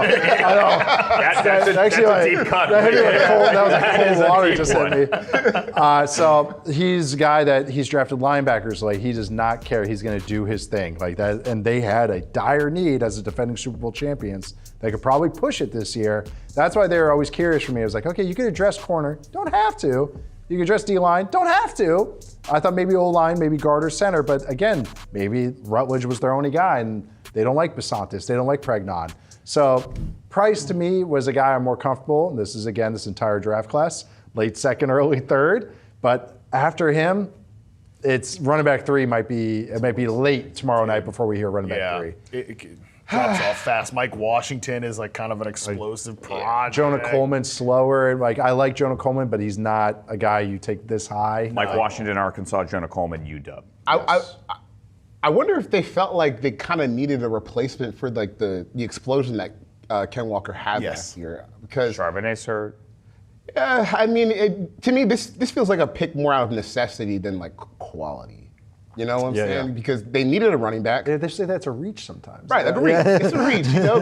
And they only have 4 picks, so they weren't going to get a lot of bites at the apple. Could you have traded down and gotten Jadarian? Right. You know, think I bet they were trying. But somebody's got to have to want to come up. Yeah, but also this team does weird stuff from time to time. We were talking about Schneider is 25-year-old clapping his butt off. Everybody else in Schneider. Let's sell this thing. I got to take another We're looking running at back. the Seahawks war room camp. John Schneider always knows when the camera is on. Bless him. He's gonna play it up for the camp. He was right there. This is a team that's done some weird stuff in the draft. We were talking about 25-year-old defensive lineman earlier. The last one I think that went in the first round was LJ Collier, who the Seahawks also took from TCU, and that was not a great pick for them. So, you know, they've taken Bruce Irvin, there's other weird stuff that we didn't agree with at the time. Some's worked, some hasn't. This just feels like a reach to me. They're looking at like, oh my God, we need a running back. Well, who's in the draft? Who's out there in free agency? You only really got one option if you want like a legit starter who can give you big plays, and that was Price. So they took him round 1, and he's got a lot of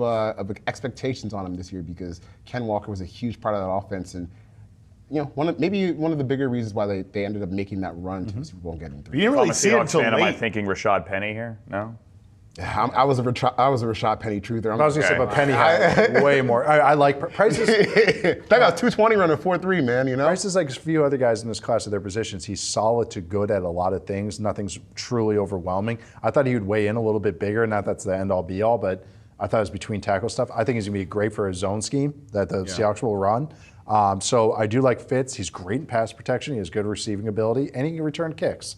So there is some do-it-allness that there's appeal to him, even though he's maybe not overwhelming. Well, I think they have a pretty good return man, too. That's the thing, though. I think that when you look at Kenneth Walker, I think the last memory that we have of Kenneth Walker was awesome. Him just mowing things down in the postseason, winning Super Bowl MVP. But they also really never trusted him to like be that guy until very late in the year. And you can argue like, hey, they kept him fresh to be that explosive at the end, but they didn't trust him in pass protection. They didn't trust him to be like a full every down back. Maybe they view Price as just like a little bit more consistent with some of that explosive ability. Maybe. Yeah, I think what worries me about that is Ken Walker's bigger than, like, maybe shorter, but bigger. You know? So like a 5'10", 200-pound back taking all that in the NFL, we'll see. Good luck, but you had to do something. So Let's show you the top 32 because the first round is now over. We thank you for sticking with us the entire day. Number 1 was, as expected, Fernando Mendoza. David Bailey was your flip of the coin choice for the Jets at 2 over Arvell Reese, who ended up going to the Giants at 5. You went offense back-to-back with Love and Tate at 3 and 4. The Chiefs traded. They went up and got a corner, Mansoor Delane at 6, Sonny Styles at 7, Jordan Tyson, another wide receiver in the top 10, Spencer Fono. After the Browns traded down, they say he's going to play left tackle. Francis Maui-Noah, the right tackle from Miami, went to the Giants. You have Caleb Downs, maybe as safe a bet as any player in this draft, going to the Cowboys at 11. Kaden Proctor, that was a wow at 12. Ty Simpson, a bigger wow at 13 to the Rams.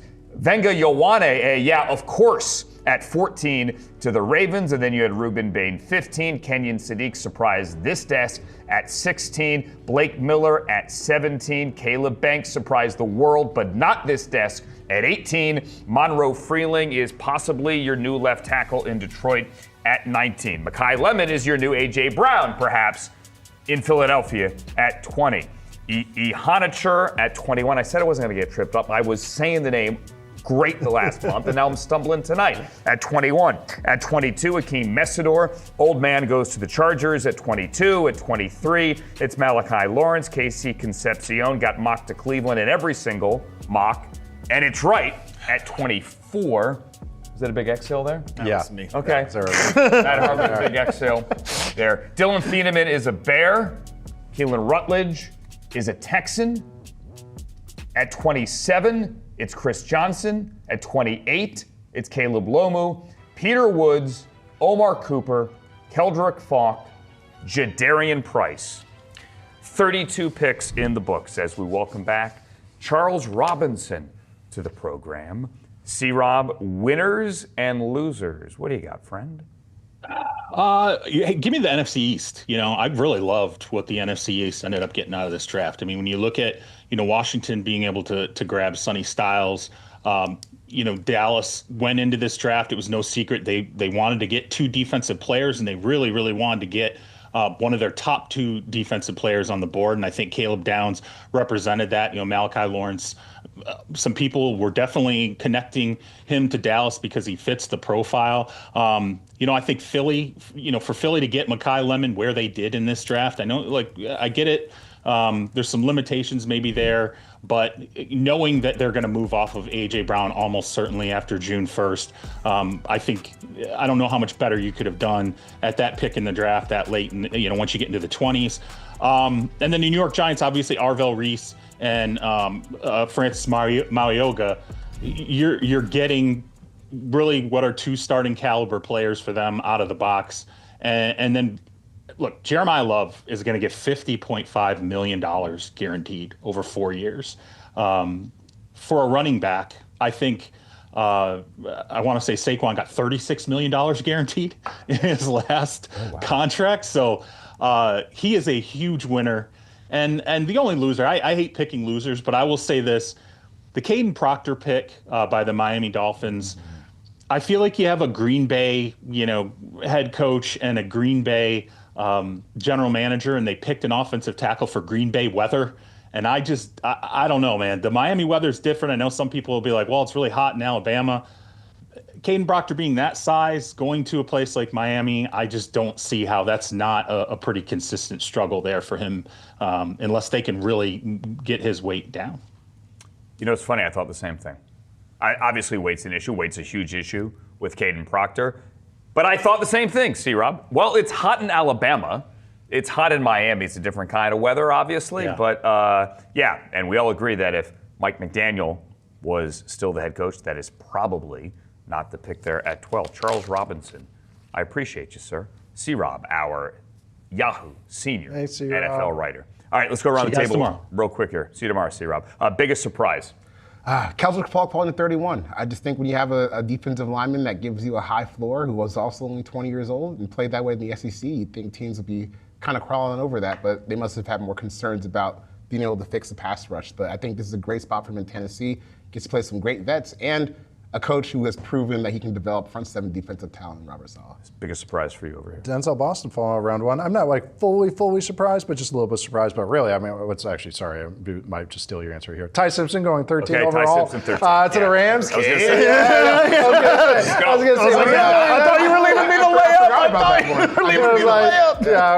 We're just going to pick that one. Oh, man, Kirk. But no, I really do think that is going to be, that's rich for me. I can understand their arguments for it. That's a big surprise to me, but I get it. I don't get it, but I will say quarterbacks get valued differently. I might have a guy graded late second, early third. Does not mean he goes in that range. So I've had guys go in this range before with that grade. So that so much isn't a surprise, but yeah, it's very, very interesting which player. Ty Simpson reportedly went on Sirius XM NFL radio after the draft and said he has yet to meet Sean McVay.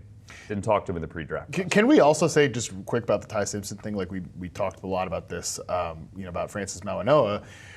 Matthew Stafford is a guy that, like, just a few months ago had a back injury where he didn't participate at all in training camp. The guy was in something called an amortal chamber, which I am still looking into very deeply how I can get in the amortal chamber, because at one point I was like, is this guy even going to play this year? And then he goes out and wins the MVP. So it's not the worst thing in the world for them to kind of have one foot in each camp. Again, obviously all questions about Ty Simpson understood and acknowledged, but still for them to have one foot in, we are trying to win the Super Bowl this year. And also, like, all right, well, maybe a little bit prepping for the future right now, I don't think is the worst thing in the world from a process standpoint. All right, so 32 picks are down, and obviously there's still Friday and Saturday to get through here. Can we put up our best available as we move into day 2? And as we do so, we'll tell you, it's no longer the Jets picking 33rd overall. It's the 49ers who have until 7 o'clock Eastern time tomorrow to take phone calls and maybe trade out. We always say, hey, that's the most valuable. It's not the most valuable,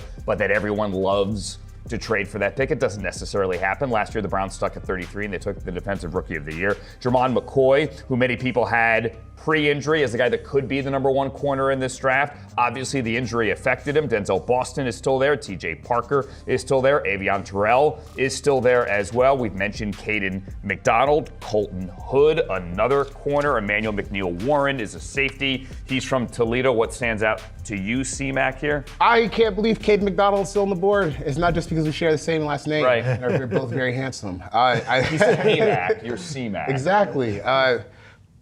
When you look at nose tackle production and age and athleticism, this guy is on the way outlier end, like towards the top. He finished 4th in total tackles on Ohio State's defense. He almost had as many solo tackles as Arvell Reese and Sonny Styles, who are linebackers that went in the top 10 of the draft.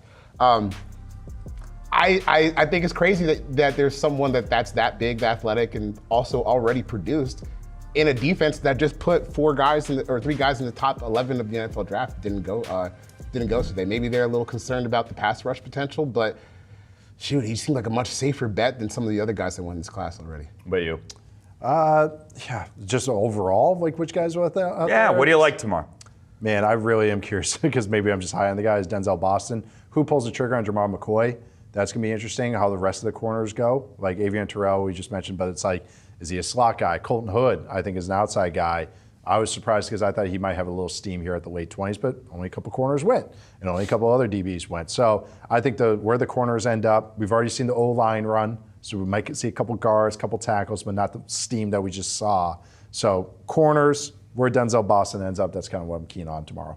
Yeah, Boston for me will be interesting because the 2 teams now that are at the top of the second round, you got the Niners at the 33rd pick, and a couple of picks later, you got the Bills. Either one of those teams could absolutely use like a big on-ball X receiver who I also think can do a little bit more than that. It's specifically the Niners at 33. Like I thought they could take Boston when they were sitting at 27 because essentially you can just allow him to redshirt under Mike Evans. How about for the Raiders 1 year. at 36? Raiders in 36 would make a ton of sense. I mean, I don't think he'll last long in the second round. But then once you get past Boston, when I think there was a teardrop from the top 6 guys down to everybody else, still, I mean, you're looking at a lot of different types of receivers: Chris Bell, Antonio Williams, Elijah Surratt, Jeremy Bernard. Like the list of guys I think you could credibly take at day 2, like it goes and goes and goes. And by the way, we're going to be here all night for day 2 as well. Stay with us all weekend long for all the latest news and all the latest analysis from the NFL draft. For more breakdowns from night 1, there's going to be a special edition of Football 301. I'm just the outlier here. These guys are the Football 301 crew. Football 301 is going to be in your feeds first thing on Friday morning. Also dropping in the Inside Coverage feed and the Yahoo Fantasy Forecast feeds. Again, we're back here, 7 o'clock Eastern time. Live reactions for rounds 2 and rounds 3. Gentlemen, this has been fun. Thank you for letting me sit at your table. Please. Anytime. Yeah, we're sitting at your table, big dog. No. You drove this bus all night. You know what? I'm just the guy with the blocks under my feet trying to get to the pedals here. And you guys... I'm actually hitting the pedals for you. Yeah, exactly. That's where we got. And you guys are the ones truly driving the bus. For Charles McDonald, for Nate Tice, for Matt Harmon, I'm Andrew Siciliano. Thanks for watching, everybody. And again, we are here 7 o'clock Eastern time, Friday night for rounds 2 and rounds 3. So long, everybody.